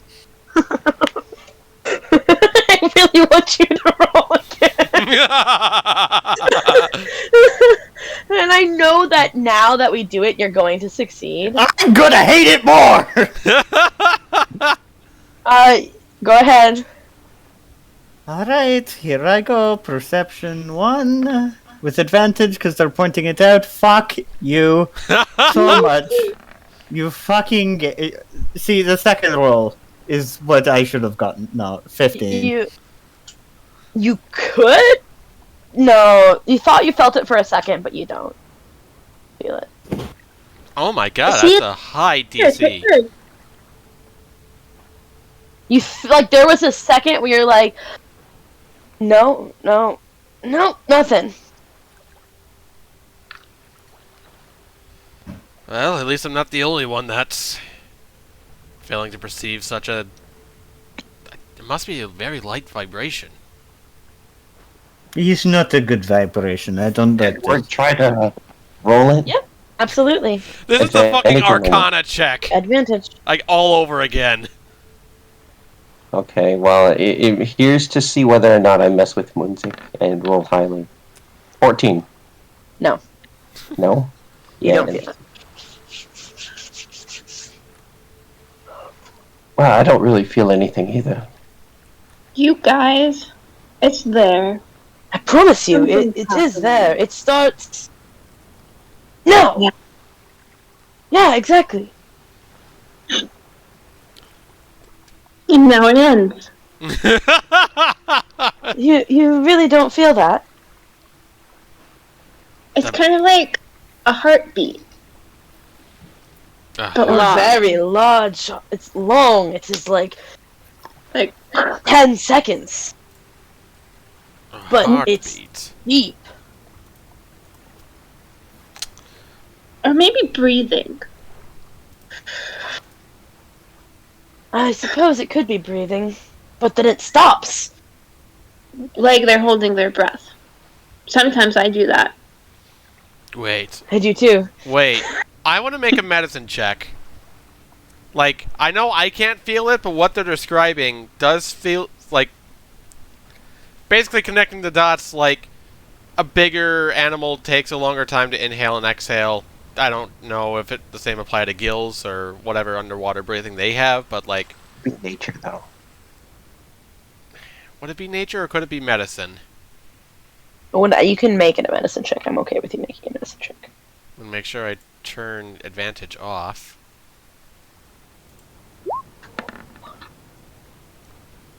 Okay. Brennan was Ben. 13. It could be breathing. You find it quite unlikely that it would be a heartbeat for a sustained sound. Right. My idea is that if it's only for 10 seconds and then it stops, it sounds like it's less of a heartbeat and more of breathing, but that's to assume that whatever creature it is large enough to breathe like that. They gotta have big lungs. This is... Brian, you said this was bone, correct? Yeah? You don't suppose that this thing is still alive? Seems highly unlikely, but perhaps. Maybe they're tusks. Or Or- perhaps instead of this being alive, what if the bones themselves show that its physical body is dead, but some form of its soul or a piece of it still remains? Like a ghost? Something of that nature. A ghost sea creature. That's crazy. Possibly. There is something I want to roll for that. I don't know what, but like that... I don't know. What do you want? What are you trying to get at right now? Like, What information do you want? trying to see if there's any truth to what Edward just said. I don't think there would be. And I know that he just said it, but I want to know what you're getting from it. Like, if it's possible for, like, for anything this big, still a lot, like, if it is dead, to have any part of it, like, still functioning for some reason. So you're asking if it's possible that a dead thing could still have resemblances of life? Yeah. Like, particularly in this scenario. Well, is it like possible? I think what he's trying to say is it possible for some dead thing to have some sort of behave like it's alive? Like, you know how when you put salt on frog legs, it instinctively shakes, not Yes. because it's alive, Yeah. but because it's like a roll me a reaction. nature check. Yeah, or like Nature stuff check. like that. Right? Okay, I guess I'm not rolling very So- high today. 6. You don't think that something like that's possible? You're like, if it's dead, it's dead. It means it's not moving and existing anymore. It's just dead.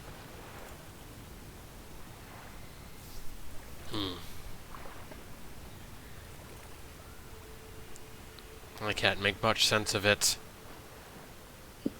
Maybe it was so big that when it died, part of it forgot to die with the rest of it. I wouldn't see how that's possible. Once something dies, the rest of the system just shuts down with it.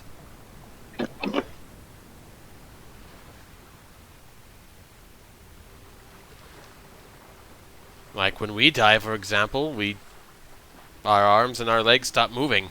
Our heart stops Face pumping. the moon. What? No, I'm sorry. I was just asking you guys what phase of the moon it was. That's fine. Oh, you know. Not Full. full. Underwater I'm just- werewolves. I'm trying to say that was an interesting idea and I liked it. Hmm.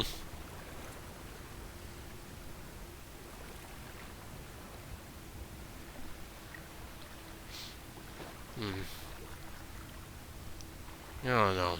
I can't make sense of much things down here.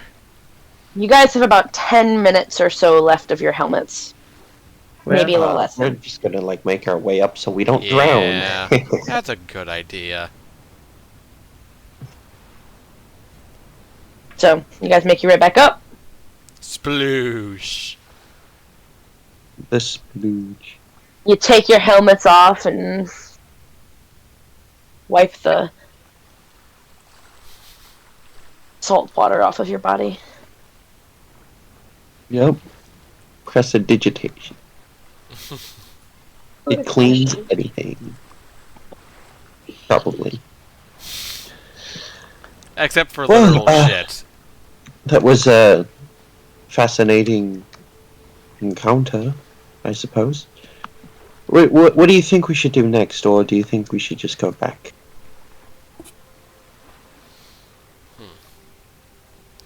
Oh, there's nothing else. The helmets recharge at dawn. dawn, by the Yeah. way. Recharges at dawn. Yeah.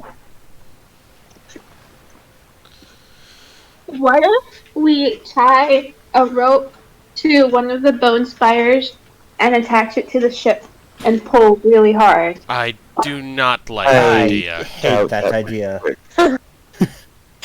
The amount of force this ship would exert is hardly enough in order to shake even one of those bone spires. The size of it is gargantuan. They're all And connected quite too. frankly, the mass of this ship wouldn't even be able to rip off even make the bone spires jiggle a little or Plus- shake loose out of its place. Plus, if we were to go fast enough and the rope were to be pulled taut, it could potentially snap the rope and we'd be down the rope. Or, worst case scenario, could damage the ship. Would be bad. Not to mention that we can't even, like, it'd have to be towards the edge of whatever this is for it to work, because we can't navigate through these spires anyway. Yeah, I'd say we leave these spires alone for now and come back another day.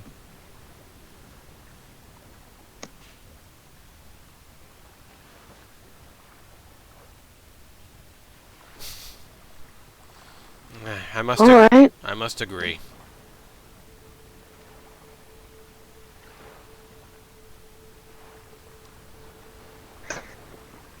Okay, so you guys walk your way up to the garrison and enjoy your time on the island. I heard that you, Edward, wanted to read some books. Yeah. So you spend you're a pretty good reader, right? You can get through things fairly quickly. Depending on how long you want to spend on each of these books depends on what things you get from them. So each book, to read it in its entirety, takes a day. These are pretty dense volumes.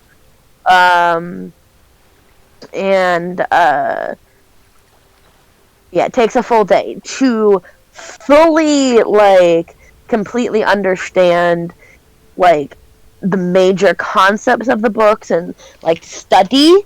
You can spend upwards to a week on each book. If you really want, a work week on each book. If you really wanted to. Right now, I don't have a work week. I just want to Right. tweak. Yeah. I want to focus on one book at a time. That way, I don't thin out the amount of attention that I have on everything all at once. So for now, I'm gonna start on the book Into the Abyss. Into the Abyss. Give me a second here. Ah, yes, Made in the Into the Abyss.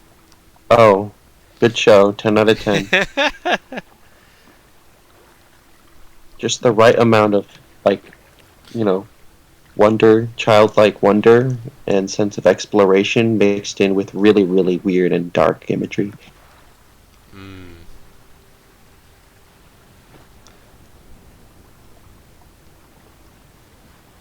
So, the information you gather about, from reading this book is basically, the way that the Abyss works and how we believe some extraplanar beings, made their way into, our not necessarily material space, but our planar-scape, right? They made their way into our planar-scape from an external source, so not from our plane. Not even from the material plane, but not the entire, the entire cosmology, right? Of what we are aware of. They came from externally, some factor like that came in. There are lots of rumors of things of some sort of war happening, but it was more of an ethereal war, not like a war that we would recognize how it is fought on the material plane. Between two types of beings, there was a guy who wanted to be a god.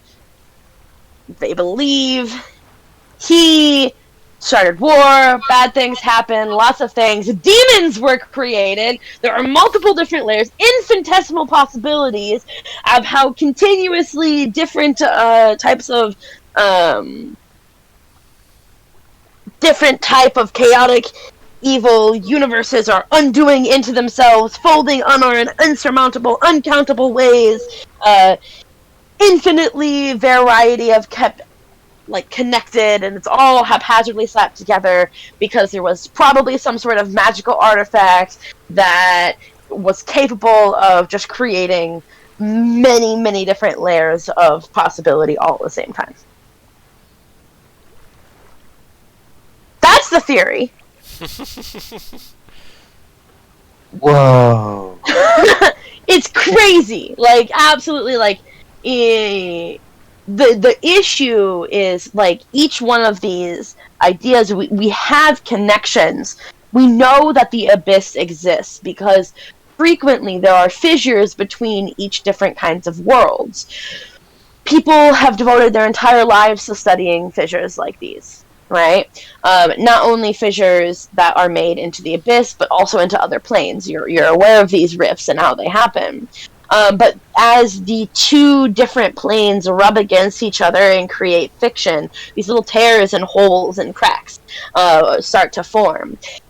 Additionally, by use of magic in the weave, you're able to mimic that friction, right? And over the course of time, some people are even capable of tearing holes into other planes, right? That I digress about that.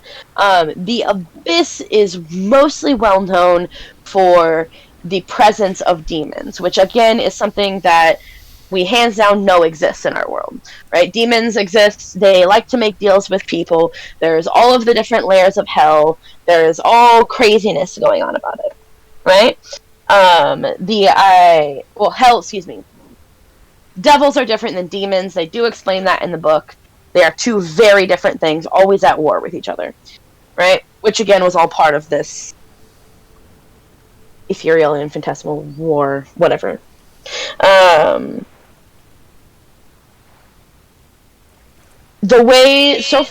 Based off of what the book says, the Abyss is a place where any time that you would enter into it, it would be different. To explain it to you in a way that makes sense, which I'm sure you already do, but you know that, like, that April Fool's update that Minecraft did? What? Where there was an April Fool's update that Minecraft had a long, long time ago, where basically you could create nether portals, except when you would go into the nether portal, like you would write it in a book or whatever, or a sign, you would go into it and it would be a randomized world. Right? Oh, Like I get you. Where it doesn't always make sense. Right? Yeah. You could have an entire realm of only rock, only diorite, right? Oh. Or whatever. There could be trees and plants. There could be not. It could just be an entire realm only of solid sulfur, right? Where it's almost like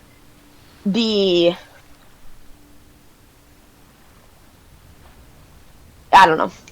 The whole point is you could end up going to a perfectly livable world, right? Now, there are many different demons that exist across all of the Abyss, right? Most all of the infinite planes of the Abyss, most all of them are, one, inhospitable, and two, don't even have, like, but nobody has ever seen them before, right? Yeah. Because you can't have seen. There's too many. There's too many. And they're always being created. Now, there are many different planes in the Abyss that do have living creatures in them. Again, things like demons. Even some that are hospitable to people and most humanoids. But the vast majority are not.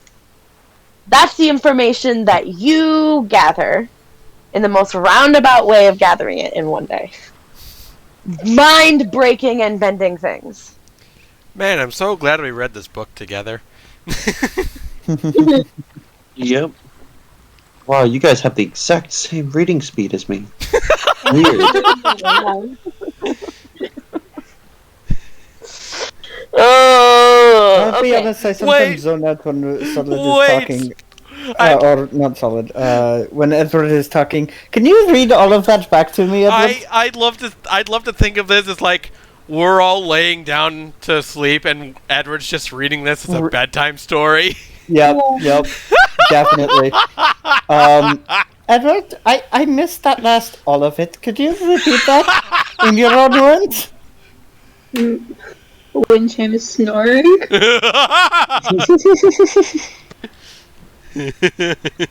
Well, you see, the book pertains to the mysteries of the abyss in the sense that there's an infinitesimally number of realms created underneath a sort of different plane relative to ours, where most of it is rendered inhospitable and inhabitable by No, not humanoids. that part. I understood that part. The part about the abyssal creatures. How big Demons? were they? I mean, among demons and devils, there was a war that broke out between the two beings. List all important events that happened in said war.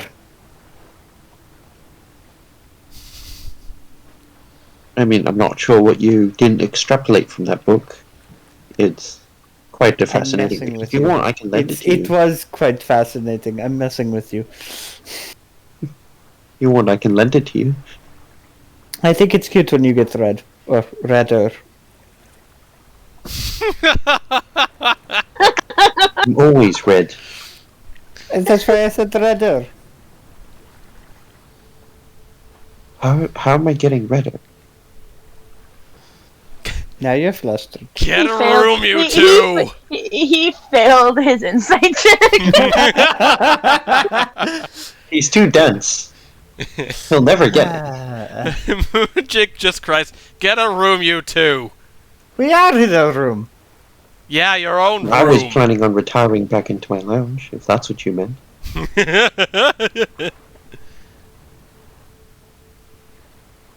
Anyway, it was an interesting story.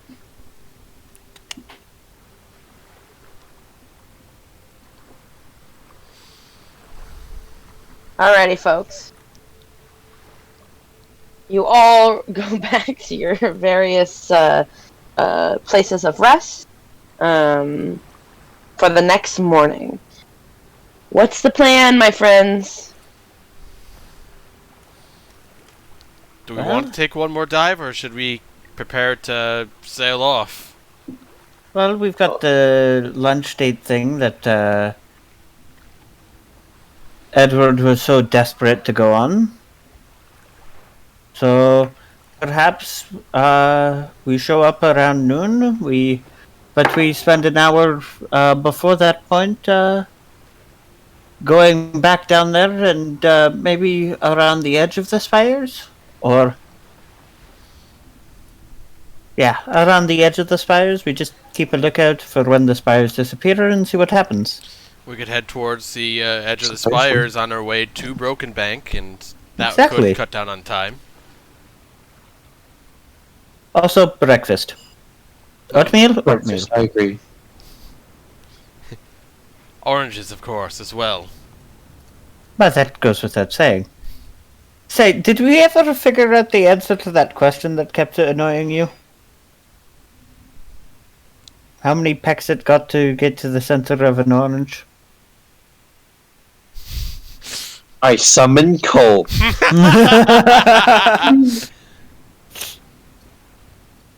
I mean, you guys could probably watch him.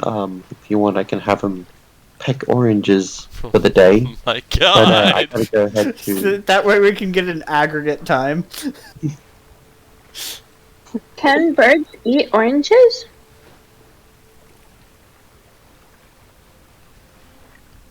Holy shit, can birds eat oranges? Have we been poisoning Cole this entire I time? feel like we've looked this up before, and the answer was yes. You can.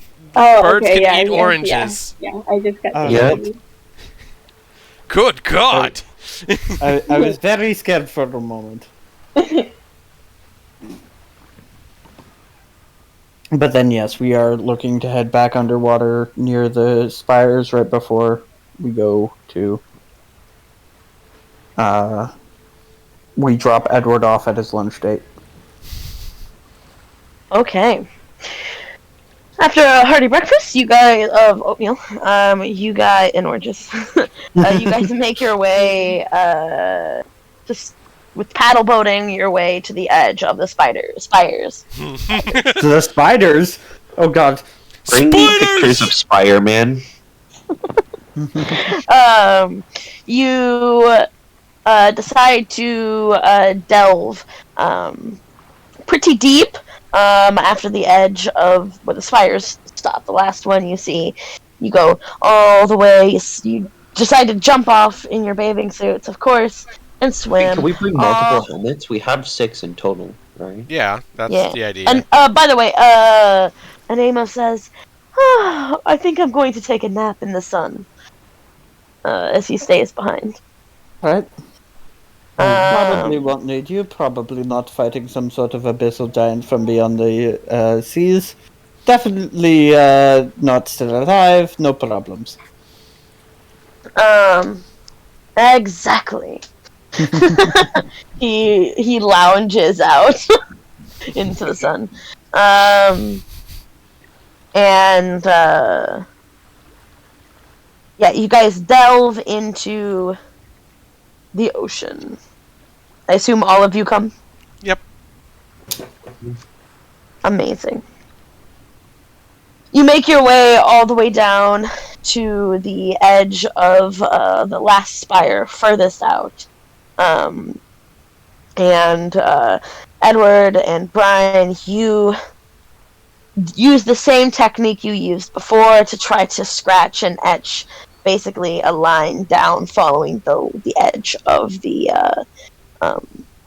spire. Of course, this time heading away from all of the other, not towards. And there comes a point, right? It takes you a long time. You can see the edge of this does continue out pretty far, there is a moment where you, after pushing all of this debris and sand and muck away, where you think you have found the edge. It's almost like a lip. You can feel like where it stops and goes down, and as you kind of dig deeper, longer than your entire arm can reach, right? As you shove it in the dirt, wiggle, wiggle, dig, dig, wiggle, wiggle, dig, dig. You cannot find the bottom edge of it. You did find the side edge, if that makes sense. So whatever it is also very deep and solid. Like, it's just grooved. There's like little grooves, if that makes sense. Do you think this was maybe built? I'm not quite sure. You start to kind of like dig out, trying to make the area wider to see, and you notice the way that it's curved. It's got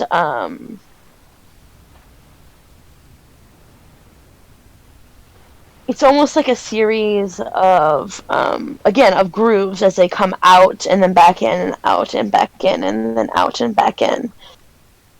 But these are like, your forearm width. Is it all bone or is it you believe it's all bone. It's consistent with what it was before, and it follows along the same path. But of course, again, it's covered in just sediment and the like. Interesting.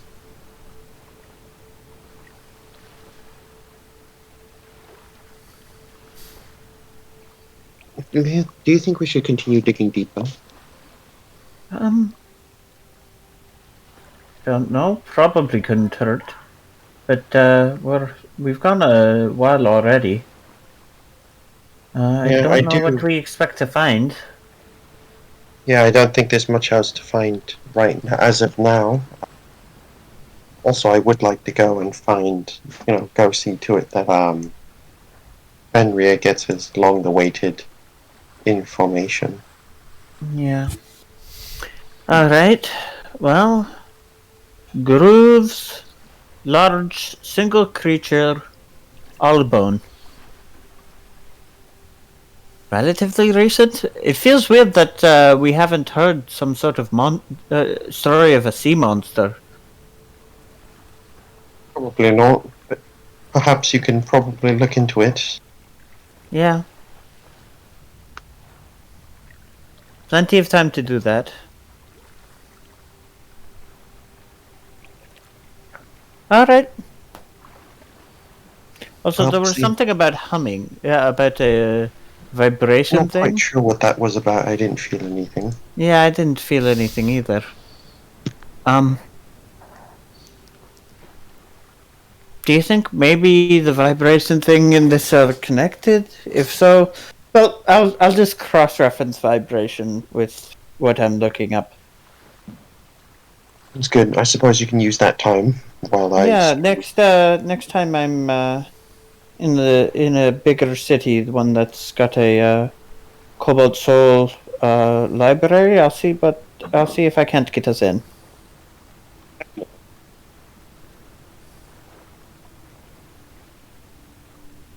Alright, and with that I'm gonna come up to the ship. Okay. Yeah, same. You guys make your way back onto the paddle boat Mm-hmm. and make your way all the way back to Broken Bank. We made it. We weren't hunted down by some sort of shark under the water. No, that was a month ago. I don't remember that. The Saugin. I wasn't there. Oh, right. Well, you should have been there. I mean, a month ago I was a student. Fair point.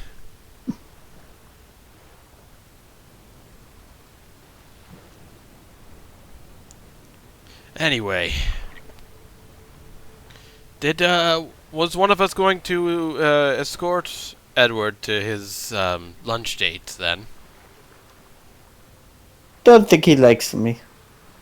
I hardly think that would be necessary. Yeah. I just don't want there to be... I don't know, I just want to make sure we're all safe. That's all. What, do you think he'll scuffle up Edward? No, Let them have their I'm not their own worried about moment. the wizard himself. I'm worried about some random creature coming out of the woodwork and attacking him.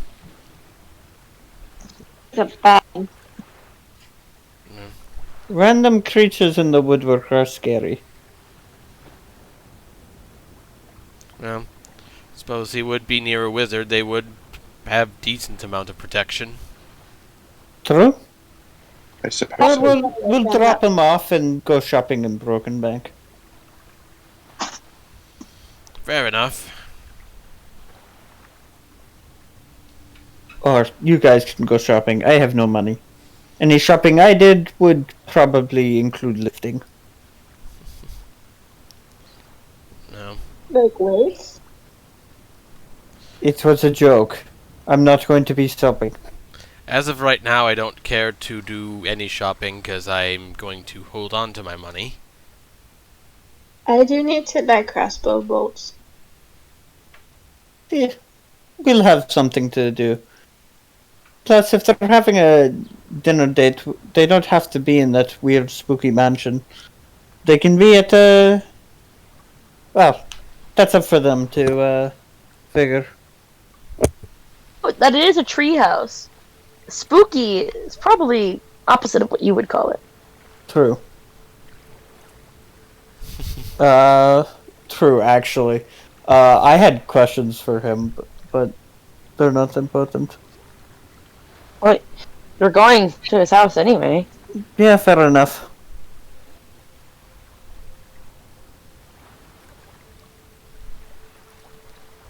Okay, so you guys make your way to the hour or two trek it takes to get all the way to Shinebright's abode, off in the middle of the woods. You knock on the front door, I presume, or do you let yourselves in? I just knock on the front door. You knock on the front door. Just a minute! You hear from the inside. There is a sudden clattering of books. At least you believe. You're familiar with the sound. Damn it!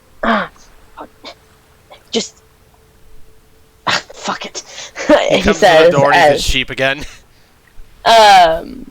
He opens up the door and you see a ragged look on his face as he's just been clearly in the middle of something. But as his eyes adjust to you all, says, "Ah, yes, you're back. Wonderful. Cookie. Yes, Cookie. You see, he walks back over to his desk, and there's like a pile of books haphazardly thrown on the floor. As he kind of like takes a second to look at it, takes a big breath, and just pushes it all to the side. And continues to gesture for Edward to come towards him. So I have been doing a bit of research on what some sort of edible potion effect, like a consumable, would cause, but how that would come about.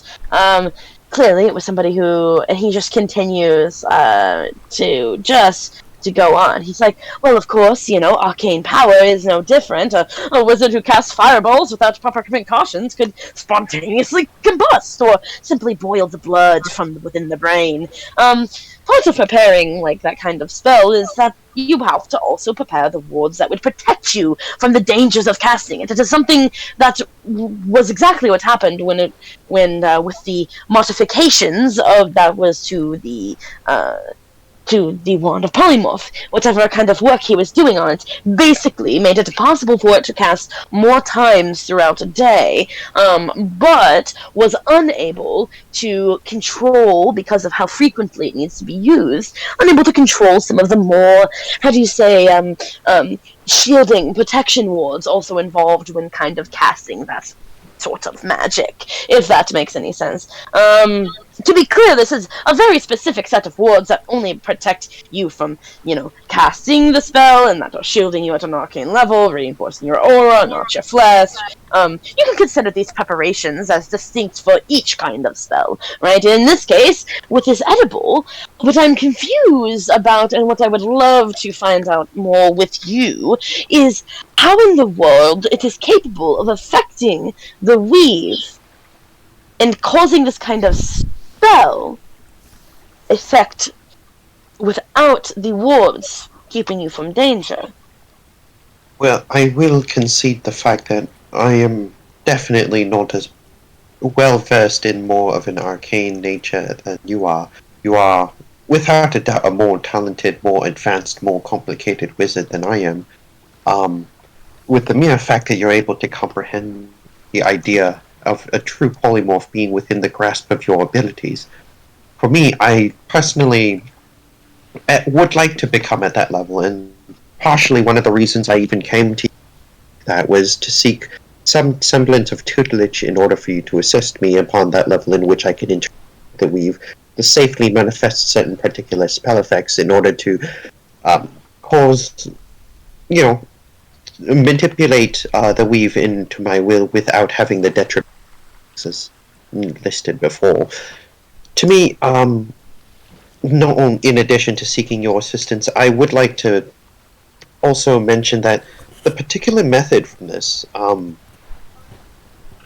cookie that you've been able to witness and observe was not actually derived from arcane means, in the sense that it was not particularly infused with some sort of transmutation spell of any form. In fact, it was actually synthesized through an alchemical process.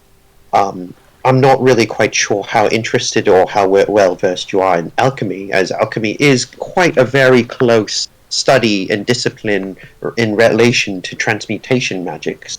But for me, I'm more well versed in alchemy, as I had a tutor who was a wizard who did teach me his particular methods, and in doing so I was able to acquire the necessary skills in order to synthesize and extract the essence of what was able to contain less of a true polymorph spell, more of a result that resulted in a emulation of a polymorph effect according to the consumer's will. I see. Well, I definitely think that your alchemical background is going to help in discovering this. I would say essentially, the four-dimensional universe we know and observe has some cosmological problems that lead to the formulation of, these types of theories. I'm only hitting on semi-relevant points here, but for many years now, I've suspected that from astronomical observations, that there is an unknown matter of some kind that the galactic Helios and other areas is just a small proportion. Which is more interesting, strange, is that despite that, there is a equivalent balanced expansion. Anyway, that is not important. The point is, I have the kind of magic that an alchemist, artificer of sorts, would be able to make he gestures back at Windchime dismissively, or whoever he handed the healing potion to, would be able to make with a healing potion, would be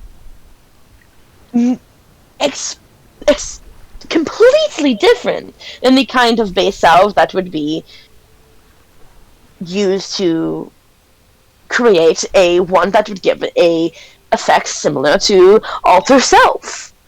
Entirely different. But at its base component is still the same. Just as the base component of what we use is through manipulating the weave. But I've never seen a spell that is, or a potion that pulls on the weave. Do you understand? This is new territory. I admittedly don't understand the complexities of how it works as much as it is I understand the process of synthesizing.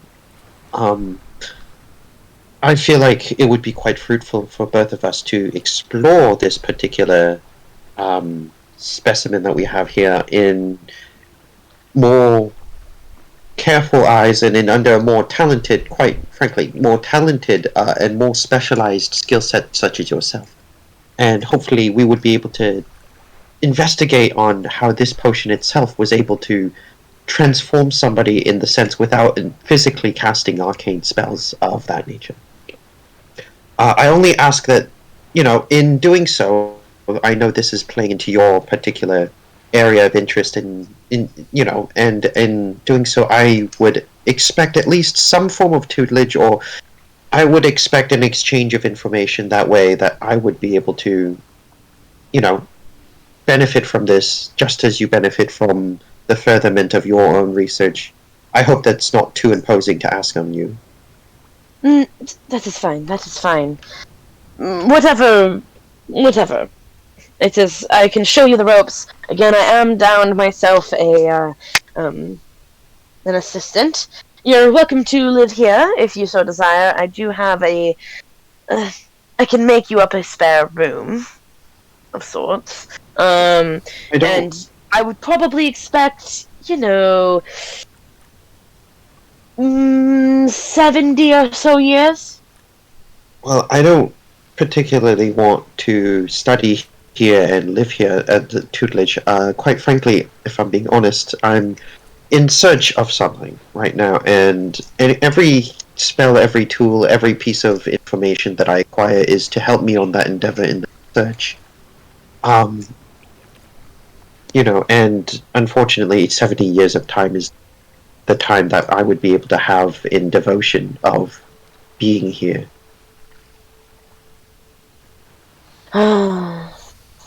Suppose it is much to ask of somebody.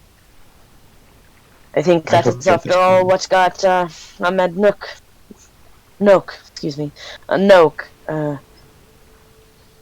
so bent out of shape. I need to look more into that. Yes, well,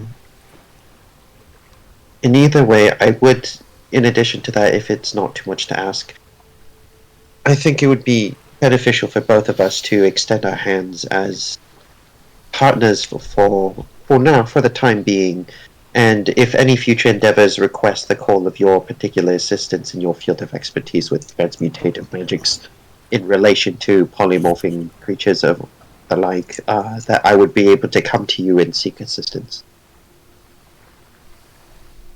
Of course, and of course, in this process, I suppose I would probably need to cast some spells for you occasionally, show you how they work. Some of the more difficult spells do have a material component, and while I won't mind supplying you the knowledge and the know-how to do that, I'm not quite one who will be able to provide the kind of material components necessary to cast them. Of course, that would be too much to ask, and it would impose too much in order for you to provide material components that I will procure on my own terms with my own means. And of course, any that I would need to cast that require them, you would prepare them for me.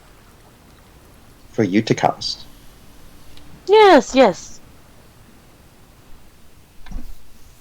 Well, I suppose But I it can depends show on the you. material.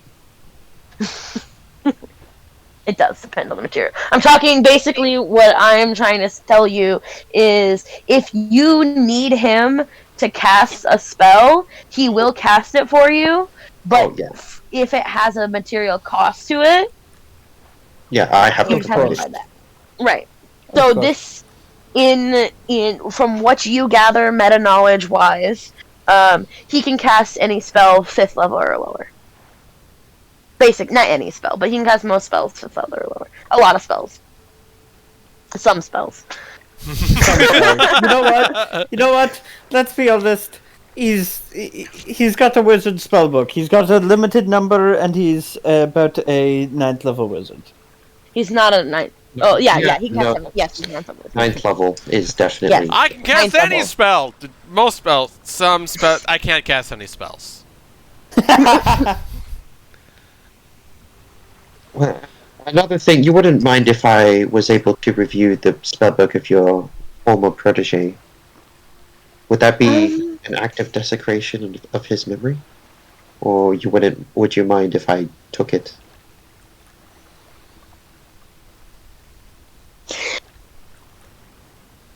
Yes, I suppose.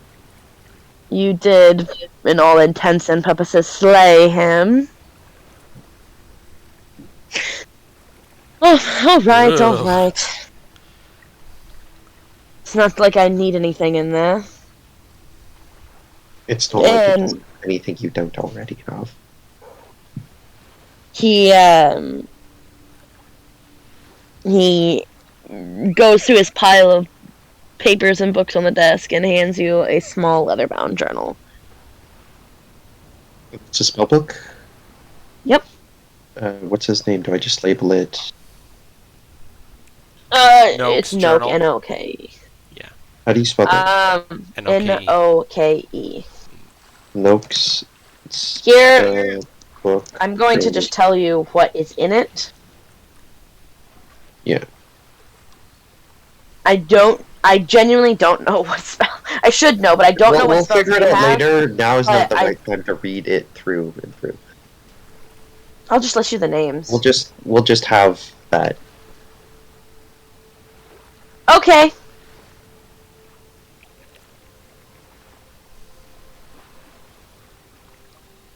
Yes. Let us begin research. Yes, agreed. And you see he pulls down a couple of books that apply to this. Okay, I'm gonna pull out the cookie crumbs. Neatly wrapped in the case. It's still the cookie crumbs, but this time I'm also gonna pull out a tiny vial of the antidote that I also kept for the cookie crumb. Ooh. Do you want to roleplay this, or would you rather not? Depends on how much time, that's gonna take away from the session. Probably quite a bit, I would assume. Yeah, then let's just, Okay. So, you spend the next several hours researching and working with him. You do have the same feelings that you experienced when you were studying under Bernard.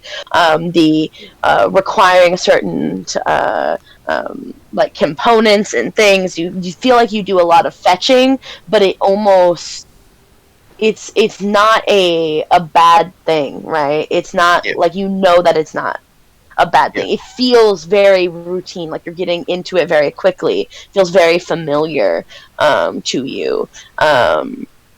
Except this time you're able to provide more insight than you ever were able to as a child.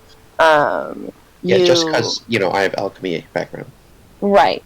And you find yourself experiencing more of an exchanging of ideas and building off of these with each other. There is a good deal amount of things that almost go unspoken after a few hours. As you sciencey types get, easily jumping to conclusions that one who is just listening in wouldn't be able to follow. You still have more research to do on this. Providing the antidote does make things more interesting, and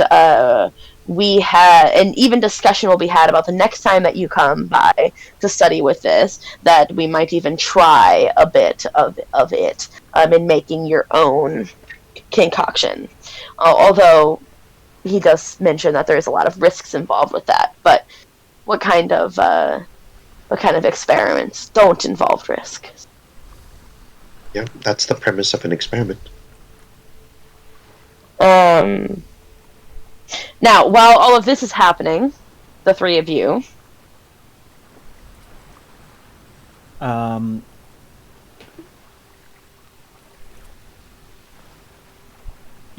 don't know. I'm just kind of waiting.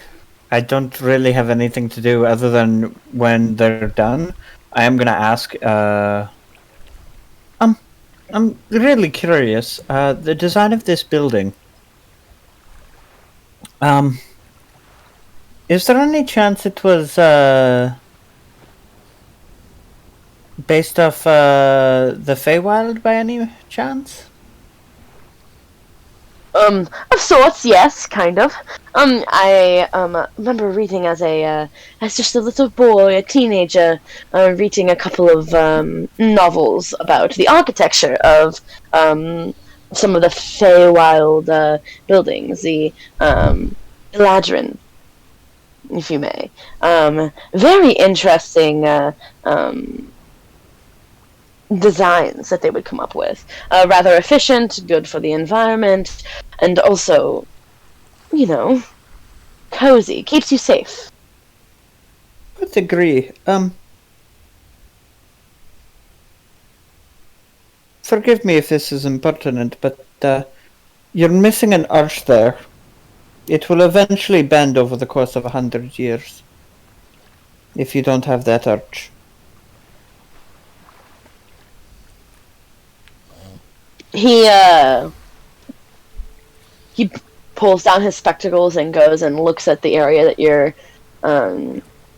talking about. He flips back through his notes, and you see him like sketching out something, writing some numbers and calculations, and he's like, "Huh. You appear to be quite right about that. How would you know something like that?" I mean, I was a curious child. Deception check? No, it's completely accurate. But you're intending to deceive him.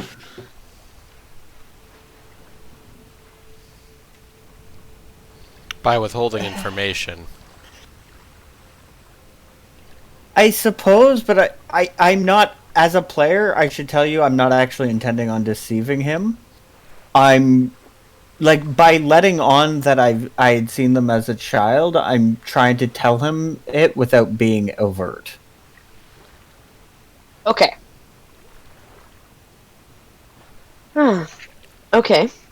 I understand. Have you ever seen one of these structures But of as a course, child? of course, they were what I grew up in. It's kind of nice to see a structure so like home. His eyes kind of light up.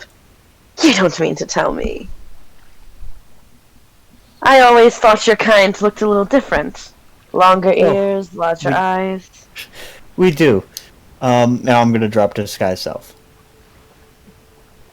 You find, like, he doesn't jump, or No, anything. I He's am not still taken in aback. winter form, so it's white hair instead of brown.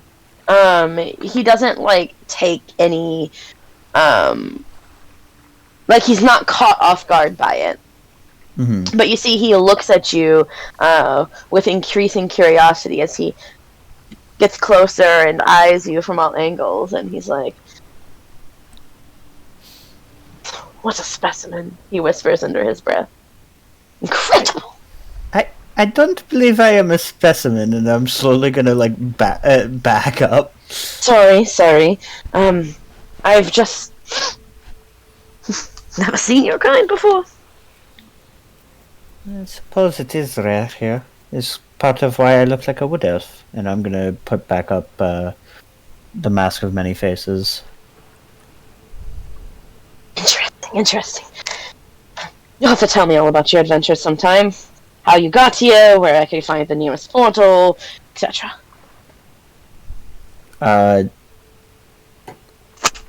Sure. I'm sure I could tell you where that would be.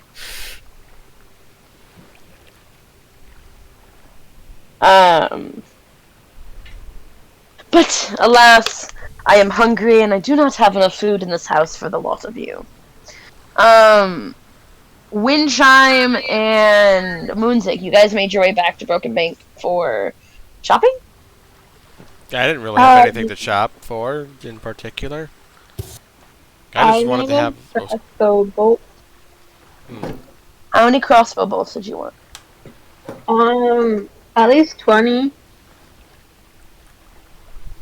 I don't know how much is the normal amount to buy. You're looking at, I'm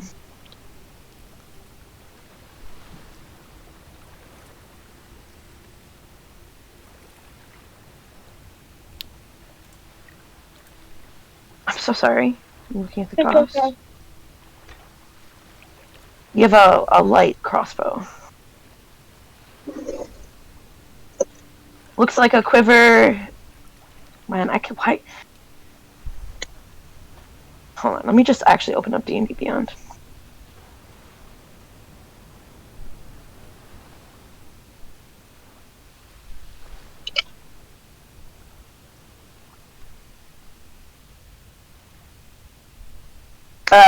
Each bolt is 1 GP. Okay. So it'd be 20 gold for a 20. Okay, I can do that. They're expensive. Mm-hmm. They're more expensive than cheese. Oh, yes. Cheese is now a new currency. Oof. Yeah. Sorry. Hey, let's not put it like the bolts are more expensive than cheese. I'm actually. Or that we I'm- got a I'm- really good deal on cheese. I'm wrong. Actually.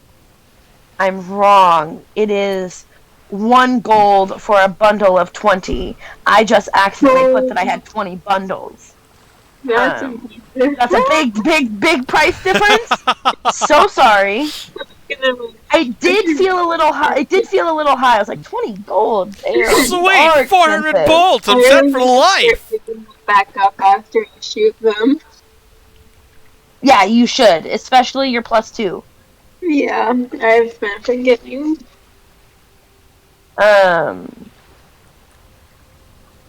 Yeah. There are the +2 bolts after they're fired lose their magic. Do they? Yeah. Oh, interesting. Well, never mind. Yeah, magic +2 bolts are considered Once magic it hit, items. well, sorry, actually, it's once it hits a target. So if you miss a target, technically you should go and grab it.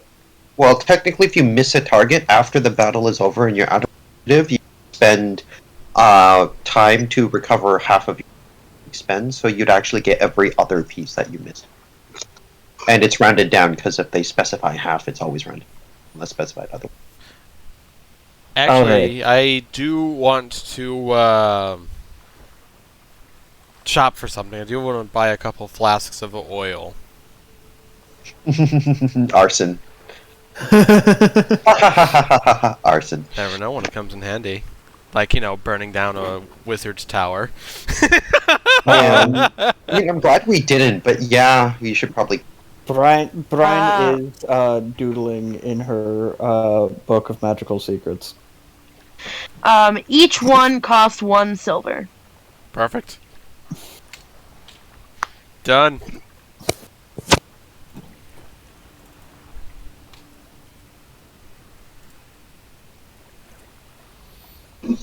Alrighty. Anything else anybody would like to do? No? With that, I am going to time skip just a little bit, so that you guys can get your letters. Yay! Alright. So, A few keep in mind, moments later. today, I need, hold on, I actually can't show it to everybody. Also, we are about at halfway. I was gonna give you the letters, let people ruminate. And then call In some break. players' journals. And then Operation Go Back to Palmaflora is... This is for wind chimes, so Lily. This is for Cheem, so Cam.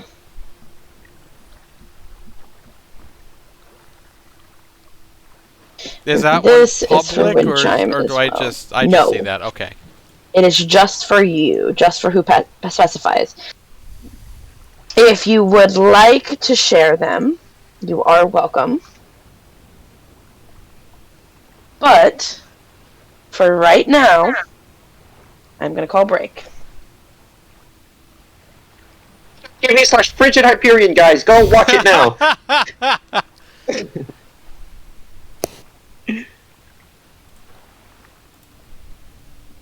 You're actually, Cameron, you're the one who has to stop the stream. Oh, I didn't realize we're... Okay. Fair enough. Whoops. With that, I am going to stop the recording, of course. And we will see you shortly for session 2.